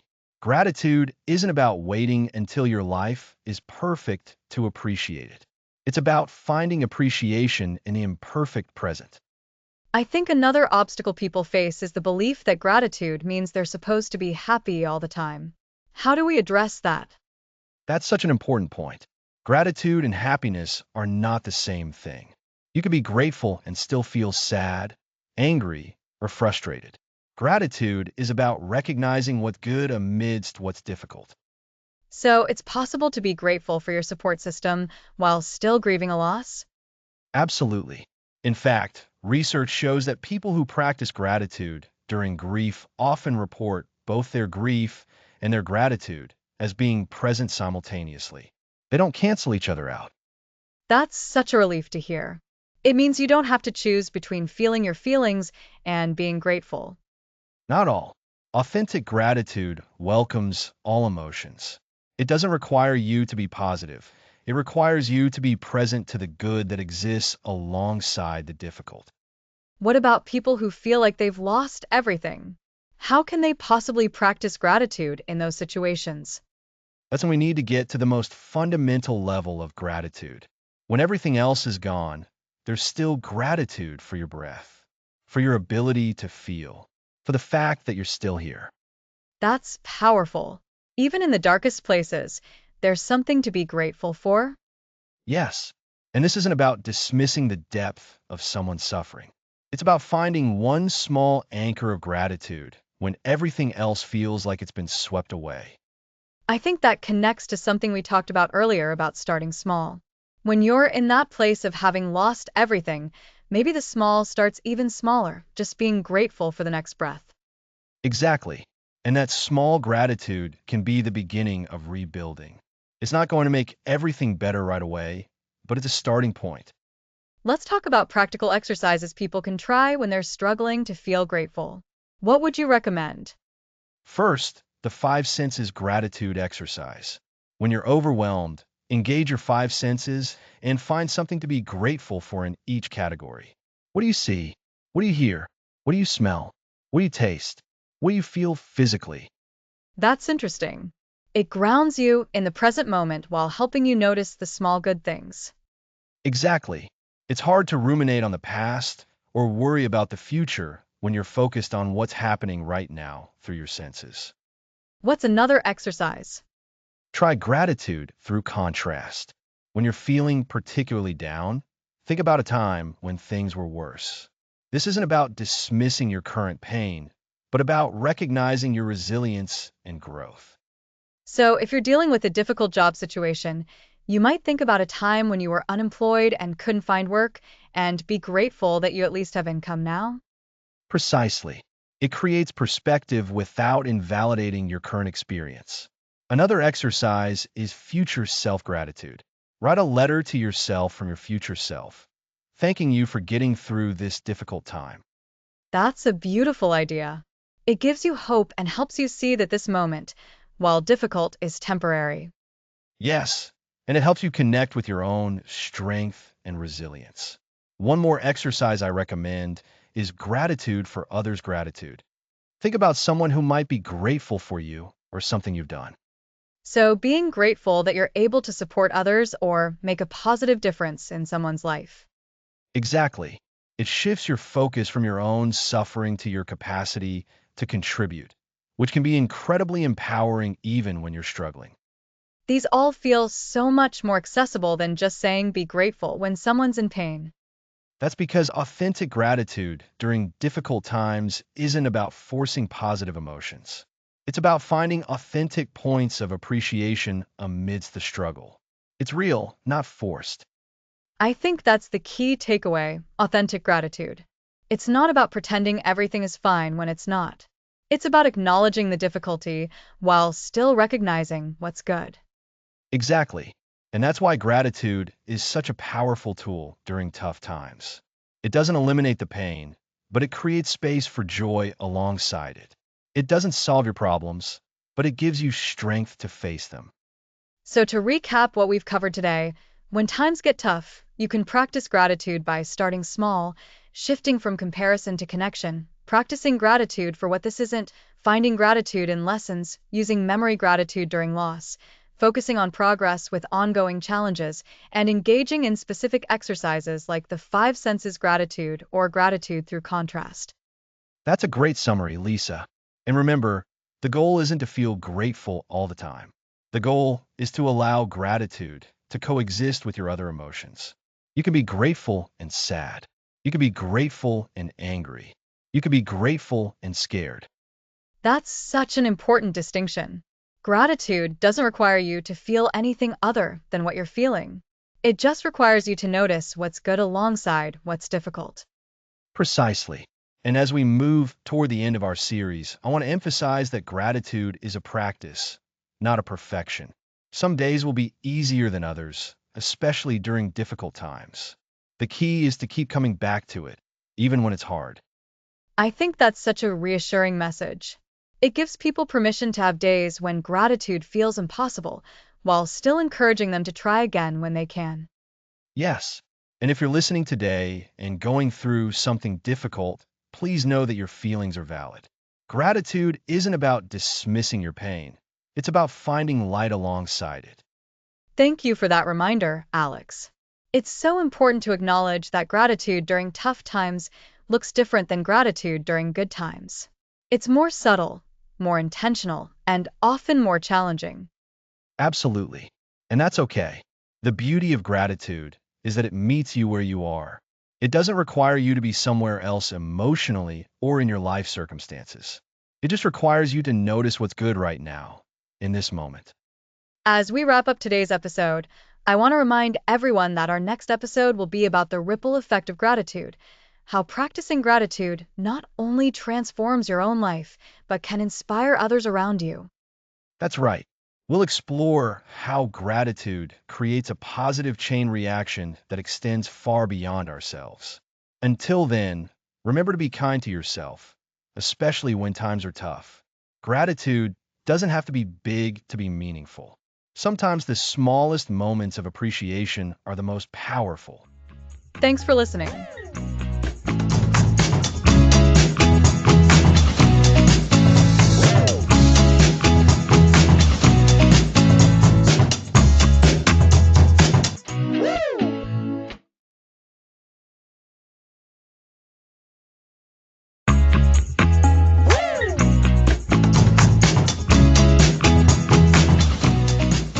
Welcome back. Last time we covered overcoming obstacles to gratitude. Now let's tackle how our personal gratitude can create a ripple effect that inspires others. That sounds fascinating, Alex. I've definitely noticed that when I express genuine appreciation to someone, it seems to lift their spirits. But I've never really thought about how that might extend beyond that immediate interaction. Exactly. That's precisely what we're diving into today. Gratitude has this incredible property of rippling outward. When we feel and express thankfulness, it doesn't just stop with us. It travels through our connections and creates waves of positivity that can reach people we've never even met. It's like throwing a pebble into a pond, but instead of ripples of water, we're creating ripples of appreciation, right? Perfect analogy. That's exactly what happens. And science has some fascinating insights into why this occurs. Remember from episode 2 when we discussed how gratitude actually rewires our brains? Yes. We talked about how gratitude activates certain areas of the brain and releases chemicals like dopamine and serotonin, making us feel happier and more connected. Well, here's the amazing part. When we express gratitude to someone, we're not just activating those reward centers in our own brains. We're also activating similar regions in the brain of the person receiving our thanks. It's like we're both getting a boost at the same time. Wow, I never realized that. So when I thank someone, they're actually getting a neurological benefit similar to what I experience when I feel grateful? That's right. This creates what researchers call neural coupling. Our brains literally synchronize when we express and receive gratitude, strengthening our social bonds. This is why gratitude feels so satisfying. It's not just an emotional experience, but a biological one that connects us more deeply. This explains why gratitude feels so good in relationships, which we covered in episode 10. It's literally strengthening our connections. Absolutely. And this neural coupling effect is what allows gratitude to ripple outward.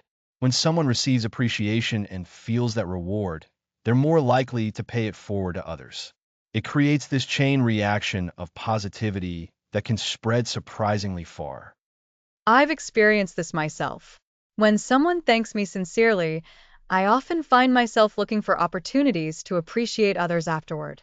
It's like it puts me in a mindset of looking for the good around me. That's exactly the ripple effect in action. And here's where it gets really interesting. Research shows that gratitude doesn't just spread to people we directly interact with. It can also affect third parties who merely observe expressions of gratitude. Really? Even people just watching someone receive thanks can be influenced? Yes, in one study, participants watched videos of people expressing gratitude, even though they weren't directly involved. Simply witnessing these expressions of thanks increased their own feelings of gratitude and their likelihood to help others. This demonstrates how gratitude has this contagious quality that can multiply its impact far beyond the initial exchange. That's powerful. So when we express gratitude, we're not just affecting the person we're thanking, but potentially anyone who witnesses it too. Exactly. This is why workplace cultures that encourage appreciation tend to be more positive and productive. When gratitude becomes a visible part of the environment, it creates an atmosphere where people feel seen and valued, which then encourages more positive interactions. I can see how this applies to our families too. When children see parents expressing gratitude to each other or to them, they learn to value appreciation and are more likely to express it themselves. That's precisely the principle behind what we discussed in episode 9 about teaching thankfulness to children. When gratitude becomes a visible family practice, it creates a positive cycle that reinforces itself over generations. This all connects back to episode 7 where we talked about cultivating an abundance mindset. When we operate from a place of appreciation, we naturally want to share that with others, creating these positive ripples. Beautiful connection, Lisa. The abundance mindset and gratitude are really two sides of the same coin. When we recognize the abundance in our lives, we're naturally moved to share that perspective with others, which in turn helps them see their own abundance more clearly. So, how can we be more intentional about creating these positive ripples in our daily lives? Great question. First, we can make our expressions of gratitude more specific and public. Instead of just saying thanks privately, we can express appreciation in ways that others can witness. This could be acknowledging someone's contribution in a team meeting, sending a thank you email to a group, or even posting about something you appreciate on social media. That makes sense. The more visible our gratitude is, the more people can be influenced by it. But what about when we're not in a position to publicly express thanks? Even in more private contexts, we can still amplify gratitude's ripple effect. For example, when someone thanks us, we can acknowledge their appreciation and then share how their kindness has inspired us. We might say something like, "Thank you for noticing. Your appreciation actually motivates me to look for ways to help others too." I like that. It creates a bridge between receiving and giving gratitude. What about in our communities beyond work and family? This is where gratitude can truly transform communities. When we make a habit of appreciating local businesses, volunteers, community leaders, and even strangers who help us, we're contributing to a culture of appreciation that strengthens social bonds. Remember from episode 6 how we discussed finding silver linings? In communities, that means recognizing the people and institutions that often go unnoticed. Like the librarian who always has a kind word, or the local shop owner who remembers your name and preferences. Precisely. These small acts of appreciation matter because they acknowledge the value people bring to our collective lives. And when we express this gratitude publicly, it encourages others to notice and appreciate these same people too, creating a positive feedback loop. This seems especially important in today's world where people often feel disconnected.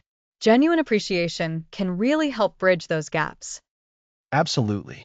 Gratitude has this unique ability to transcend differences and remind us of our shared humanity. When we express gratitude to someone who's different from us in background, beliefs, or circumstances, we're signaling that we recognize their inherent value. This doesn't eliminate our differences, but it creates a foundation of mutual respect that allows us to connect despite those differences. That's powerful. So, gratitude can be a tool for building stronger, more inclusive communities? Exactly. And it doesn't require grand gestures. Sometimes the most impactful expressions of gratitude are the simplest.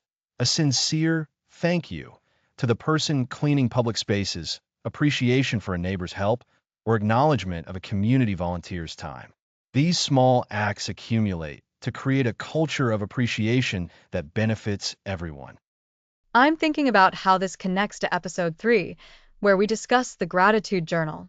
When we regularly notice things to be grateful for in our communities and express that appreciation, it creates this positive energy that can spread. Perfect connection.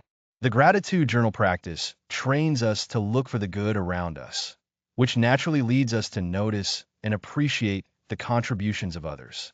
And when we act on that appreciation by expressing it, that's when the ripple effect begins. So it's not enough to just feel grateful. We need to express it to create these ripples? That's the key insight. Gratitude isn't just an internal state, it's meant to be shared. When we keep gratitude to ourselves, we miss out on the neural coupling benefits we discussed earlier, and we deprive others of the positive impact of receiving our thanks. Expressing gratitude completes the circuit, so to speak, allowing it to flow from us to others and then outward from them to more people. This makes me think about episode 8, where we covered gratitude meditation. When we meditate on gratitude, we're strengthening our neural pathways for appreciation, which makes us more likely to express gratitude in our daily lives, right? Absolutely. The meditation practice builds the gratitude muscle, making us more attuned to opportunities for appreciation in our daily interactions. And when combined with the intentional expression of gratitude we're discussing today, it creates a powerful system for generating positive ripples in our lives and communities.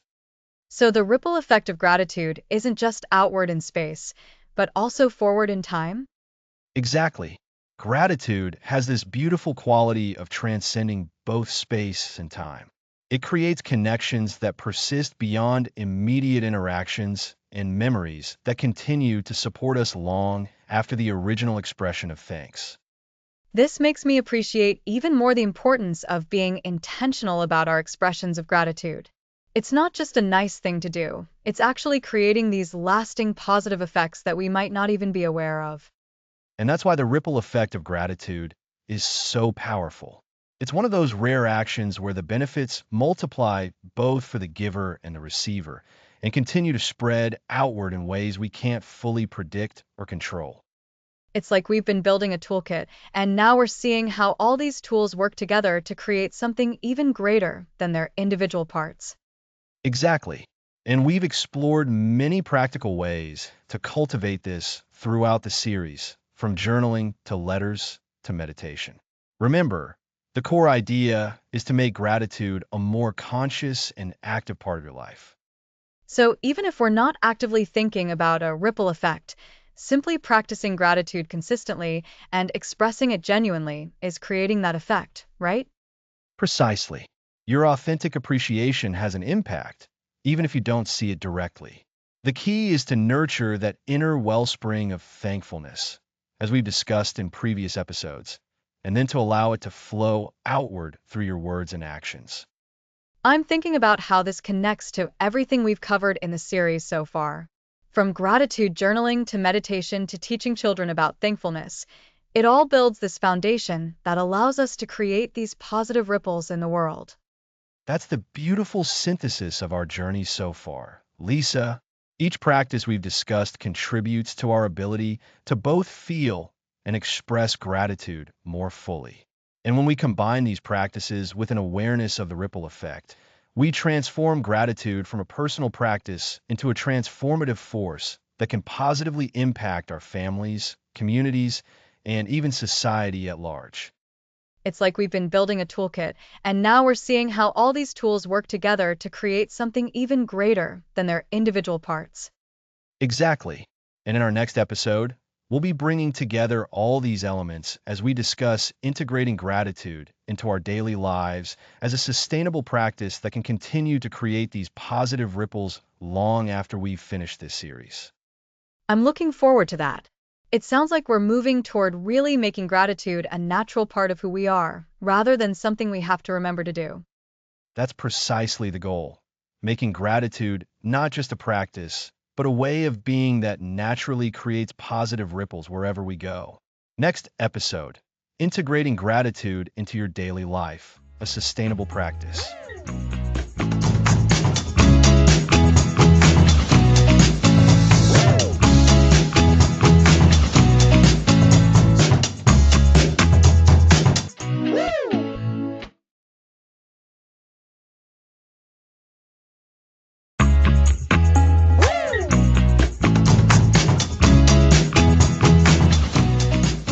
Welcome back. Last time we explored how gratitude inspires others. Today's focus is making it a lasting part of your life. I'm excited to dive into that, Alex. We've learned so many amazing techniques like journaling, meditation, and writing letters. But how do we ensure these practices stick, especially when life gets hectic? That's the core of it, Lisa. Gratitude becomes a sustainable habit not through occasional bursts of effort, but by becoming a fundamental way of approaching life. Our goal today is to show you how to weave gratitude so deeply into your schedule that it feels effortless. Weave so deeply. I like that.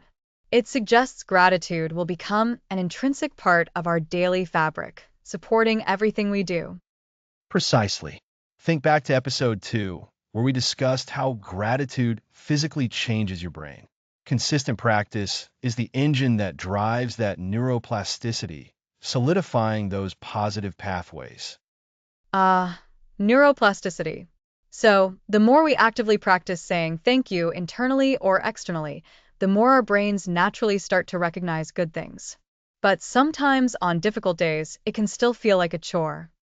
And that's exactly why we need to build sustainable systems. We need to make gratitude accessible and easy to implement, even when inspiration is low. Let's revisit some of the key practices we've discussed and talk about how to integrate them into the rhythm of your day. Perfect. Let's start with our old friend, the gratitude journal. We covered this in episode 3. The gratitude journal is a powerful tool. The key to making it sustainable is simplicity and consistency. Instead of aiming for a lengthy entry every single day, start small. Perhaps choose just one thing you're grateful for. Even better, link it to an existing habit. Link it to an existing habit? What do you mean? Imagine you always have your morning coffee. Right after you finish your cup, take 30 seconds to jot down one thing you're thankful for. Or perhaps it's at the end of the day before you brush your teeth. The goal is to create a cue that triggers the gratitude practice. It's about making a natural extension of something you already do rather than adding a whole new task. That's a brilliant way to make it less daunting.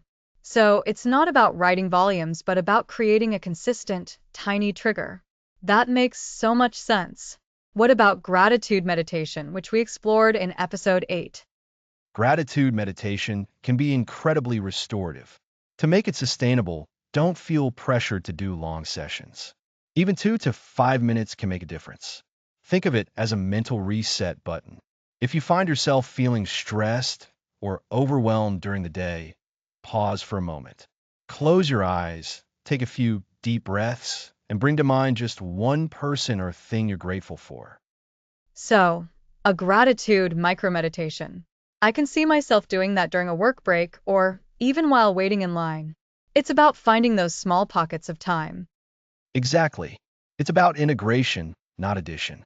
And speaking of integration, remember the gratitude letter in episode 5? While writing a full letter might be a monthly or quarterly practice, you can bring the spirit of it into your daily life How so?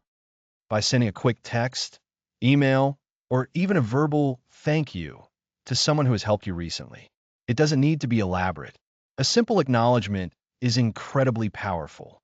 It reinforces your appreciation and strengthens your relationships, bringing that gratitude practice into your interactions. That's a fantastic way to keep the connection strong and acknowledge people. It makes gratitude more active and relational. Absolutely. And what about finding those silver linings, which we discussed in episode 6? This is a mindset shift that can be integrated throughout your day. When something doesn't go as planned, instead of dwelling on the negative, ask yourself, what can I learn from this? Is there any good in this situation, however small? So, it becomes an automatic way of reframing challenges. Rather than seeing a setback as a disaster, you start looking for the lesson or the unexpected benefit. Precisely. This reframing muscle gets stronger with practice. You can even do this mentally when you're commuting or during downtime. Just a quick internal check. Okay, this happened. What's the upside? This makes it feel less like a specific activity and more like a lens through which you view the world. Yes, and that's the ultimate goal of sustainability. Now, let's consider teaching gratitude to children, as we did in episode 9. How can parents make this a daily thing? For children, it's often about modeling and making it fun. At dinner, for example, you can go around the table and have each person share one thing they're grateful for that day. For younger children, it might be a favorite toy, a sunny day, or a yummy snack. As they get older, the reflections can become more nuanced. That creates a positive family ritual. It's embedded in the family's routine and reinforces the value of gratitude for everyone. It absolutely does. And remember episode 10, where we talked about gratitude in relationships. This is all about conscious appreciation. Take a moment each day to acknowledge something specific you appreciate about your partner, your family members, or your friends. It could be their humor, their support, or even just the fact that they're in your life. This is so important. Often, we take the people closest to us for granted. Making a conscious effort to notice and voice our appreciation can transform those relationships. It truly can. It shifts the dynamic from expectation to appreciation. Now, Lisa, you mentioned earlier that even with all these tools, tough days can be a challenge. This brings us to the principle of building resilience, which we touched on in episode 11. Yes, overcoming obstacles to gratitude. That still feels like the real test. It does. Sustainable gratitude isn't about being happy all the time, but about having the tools to find thankfulness even when things are difficult. So, on a tough day, when journaling feels impossible and meditation feels out of reach, what's the absolute smallest act of gratitude you can manage? Maybe just taking 3 deep breaths and silently acknowledging that you are breathing? That's a fundamental, life-giving thing. Exactly. Or perhaps acknowledging that you have a roof over your head, or that you received a kind word from a stranger.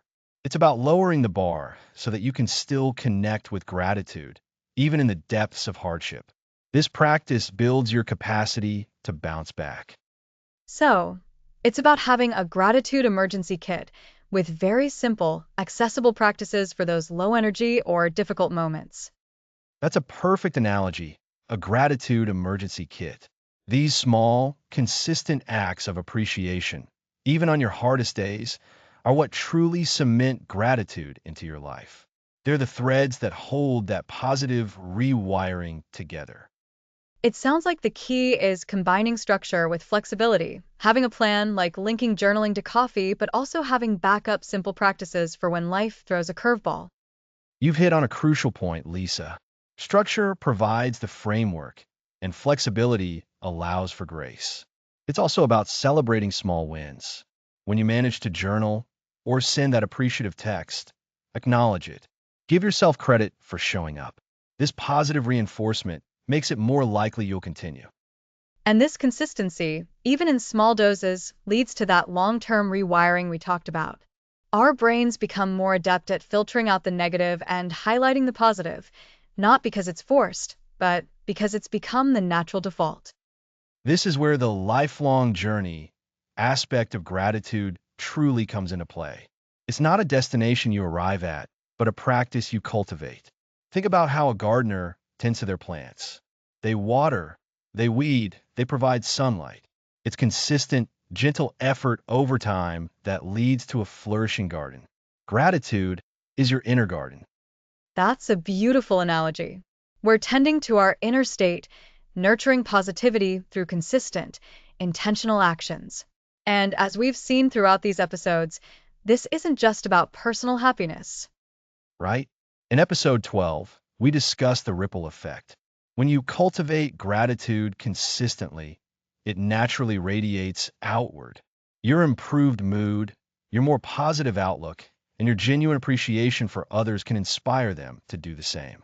It's a powerful force for good in the world. So, integrating gratitude into our daily lives isn't just about rewiring our own brains for happiness, it's about becoming a beacon of positivity for those around us. It creates a virtuous cycle. And that, Lisa, is the essence of the gratitude shift. It's about making these practices so ingrained, so natural, that they become as instinctive as breathing. It's about building a life rich with appreciation, resilience, and genuine connection. It really feels like we've covered a comprehensive path to making gratitude a sustainable, lifelong practice. From small journaling triggers to mindful reframing, to nurturing it in our relationships and even during tough times. We have indeed. And as we wrap up this episode, remember, consistency is key, but so is self-compassion. Some days will be easier than others. The important thing is to keep showing up for your gratitude practice in whatever way you can. That's a perfect reminder. It's about progress, not perfection. Exactly. And it sets us up beautifully for our final episode, where we'll bring together all the threads of the gratitude shift and look towards your lifelong journey of happiness and abundance. I can't wait for that final wrap up. Thanks for listening.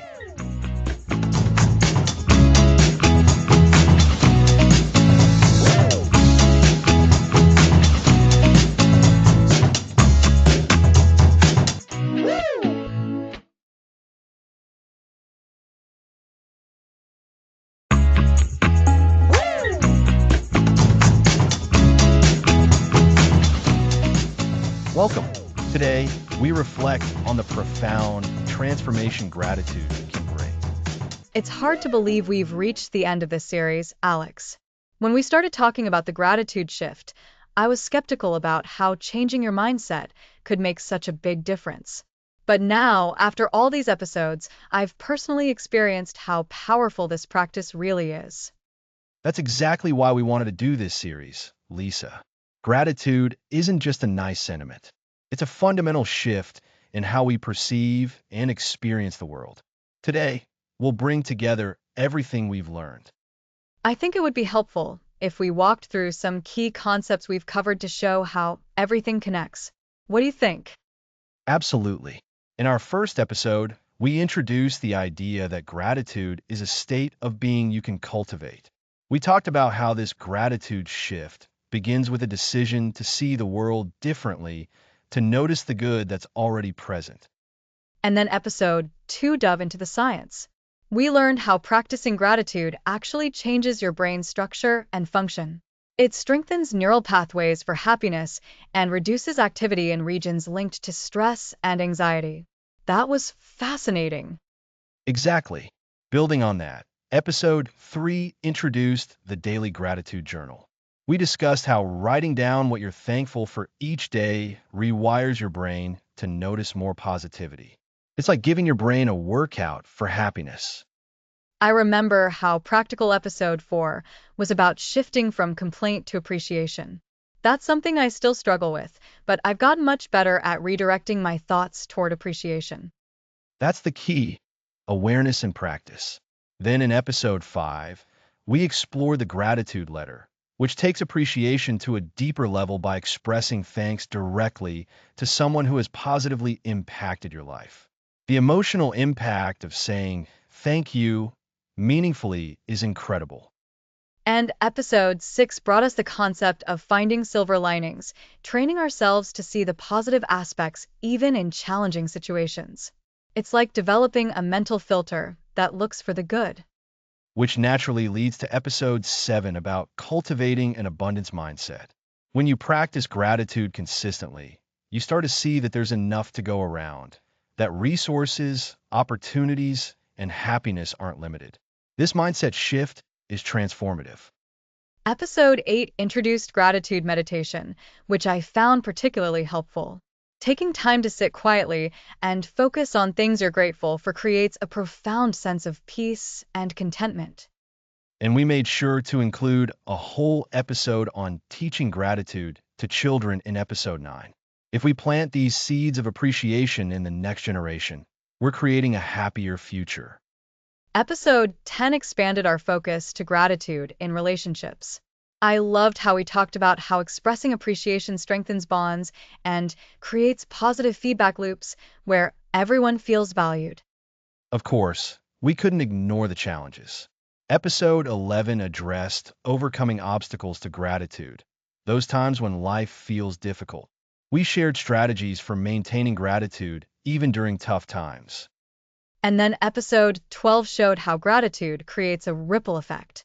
When you express thanks, it impacts others and can inspire them to practice gratitude too. It's a beautiful chain reaction of positivity.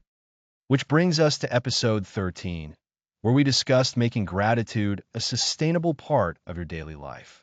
We talked about practical ways to incorporate gratitude practices into your routine so they become natural. Wow, when you put it all like that, it's amazing how comprehensive this journey has been. From the science to practical techniques, from personal transformation to community impact, gratitude touches every aspect of our lives. That's exactly right, Lisa. And that's why this isn't really an ending. Today's episode is the beginning of your lifelong journey with gratitude. We've given you the tools, the understanding, and the inspiration, but the real work happens in your daily life, moving forward. So, what's the most important takeaway from this entire series? If someone had to remember just one thing about gratitude, what would it be? The most important takeaway is that gratitude is a practice, not a destination. It's something you do daily, not something you achieve once. Like any skill, the more you practice gratitude, the better you get at it. That makes sense. And it's important to remember that gratitude isn't about ignoring or denying the negative parts of life. It's about acknowledging the difficulties while still being able to recognize and appreciate the good that exists alongside them. Precisely. Gratitude doesn't make life perfect, it makes life better. It doesn't eliminate challenges. It gives you the strength and perspective to face them with more resilience and optimism. Something I've noticed since starting my gratitude practice is that I'm more present. I notice small joys I used to rush past, the warmth of sunlight, the sound of birds, a smile from a stranger. Gratitude has made me more attuned to the beauty in ordinary moments. That's one of the most beautiful aspects of gratitude. Lisa, it heightens our awareness of the present moment. When you're actively looking for things to be grateful for, You're naturally more engaged with what's happening right now. So, how do we keep this momentum going? We've gone through 14 episodes, but the real challenge is maintaining these practices long term. Great question. The key is to remember that gratitude is like a muscle. Use it or lose it. The practices we've discussed are lifelong tools. Some strategies for maintaining your gratitude practice include: first, vary your methods. If journaling feels routine, try gratitude meditation or expressing thanks directly to others. Keep it fresh. Second, create accountability. Share your gratitude journey with a friend or family member. When you know someone else is aware of your practice, you're more likely to maintain it. Third, be patient and compassionate with yourself. There will be days when gratitude feels difficult, and that's okay. The important thing is to return to your practice without judgment. Fourth, remember why you started. Revisit the benefits you've experienced: the improved mood, better relationships, greater resilience. Let these positive outcomes motivate you to continue. Those are really practical suggestions, Alex. I think the accountability piece is especially powerful. When I tell my sister about my gratitude practice, it makes me more committed. Absolutely. And as you continue your gratitude journey, remember that it's not about perfection. Some days you'll feel deeply grateful, and other days you'll have to search harder. Both experiences are valid and part of the process. Another thought that comes to mind is that gratitude grows when you share it. When you express thanks to others, it not only makes them feel good, but it also reinforces your own sense of gratitude. It's this beautiful cycle that keeps expanding. That's an excellent observation, Lisa. Gratitude is inherently relational. It connects us to others and to the world around us. In many ways, gratitude is the antidote to the isolation and disconnection that can plague modern life. I've also noticed that my gratitude practice has made me more generous. When I appreciate what I have, I feel more inclined to share it with others, whether that's my time, my resources, or simply my kindness. That's the ripple effect we talked about in episode 12. Gratitude naturally leads to generosity, which in turn creates more opportunities for gratitude. It's a virtuous cycle that benefits everyone involved. So, as we wrap up this series, what final words of encouragement would you offer to our listeners who are embarking on their own gratitude journey? I'd encourage them to start small. Choose just one gratitude practice that resonates with you and commit to it for 30 days. Don't try to overhaul your entire life overnight. Consistency is more important than intensity. Also, remember that gratitude is personal. Your gratitude practice will look different from someone else's, and that's perfectly fine. The key is finding what works for you and what genuinely helps you connect with appreciation. Finally, be open to transformation. Gratitude has a way of changing not just how you feel, but how you see the world, how you interact with others, and how you approach challenges. Stay curious about these changes and embrace them as they unfold. Those are such wise words, Alex. And I'd add that listeners should celebrate their progress. Notice when you're more patient, when you find yourself complaining less, when you appreciate the small things more. These are all signs that your gratitude practice is working, even if it seems subtle. Absolutely. And as we conclude this series, I want to emphasize that gratitude isn't just a nice to have quality. It's essential for a meaningful, fulfilling life. Research confirms that grateful people are happier, healthier, more resilient, and more connected to others. It's amazing to think that something as simple as appreciating what we already have can have such profound effects on our well-being. Indeed, gratitude reminds us that we're not alone in this journey. It connects us to the people who've supported us, to the experiences that have shaped us, and to the beauty that surrounds us every day.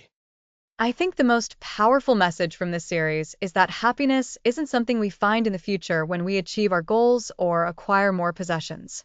Happiness is something we cultivate right now through appreciating what we already have.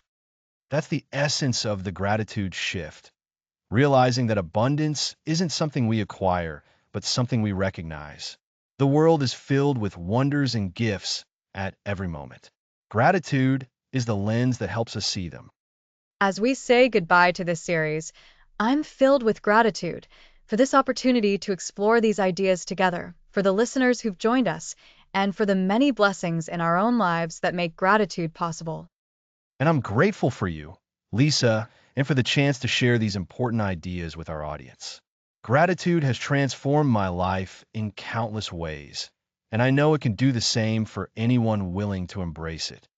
So, as listeners continue their gratitude journey beyond this series, what's one final practice you'd recommend they try? I'd suggest they create a gratitude anchor, a specific time, place, or activity that consistently reminds them to practice gratitude. It could be the first sip of coffee in the morning, a walk in nature, or a moment before falling asleep. This anchor helps integrate gratitude into their daily rhythm. I love that idea. An anchor for gratitude. It's something tangible that can bring them back to this practice whenever they need it. Exactly. And remember, gratitude is contagious. When you practice it authentically, you inspire others to do the same. Your gratitude doesn't just change your life, it has the power to change the world around you, one thankful heart at a time. What a beautiful way to put it. The ripple effect of gratitude truly can transform communities and relationships when enough people embrace it. Which brings us back to where we began. This isn't really an ending, it's a new beginning. The gratitude shift we've discussed isn't a one-time event, but a lifelong journey of discovery, appreciation, and growth. So, as we wrap up, I want to thank our listeners for joining us on this journey. I hope you found value in these episodes and that you'll continue to explore the transformative power of gratitude in your own life. And to all our listeners, we say thank you. Thank you for your time, your attention, and your willingness to explore these ideas with us. Your commitment to cultivating gratitude in your life makes the world a better place, one grateful thought at a time. May gratitude continue to guide your path, bringing you joy, connection, and abundance in all the days to come. Thanks for listening to the series.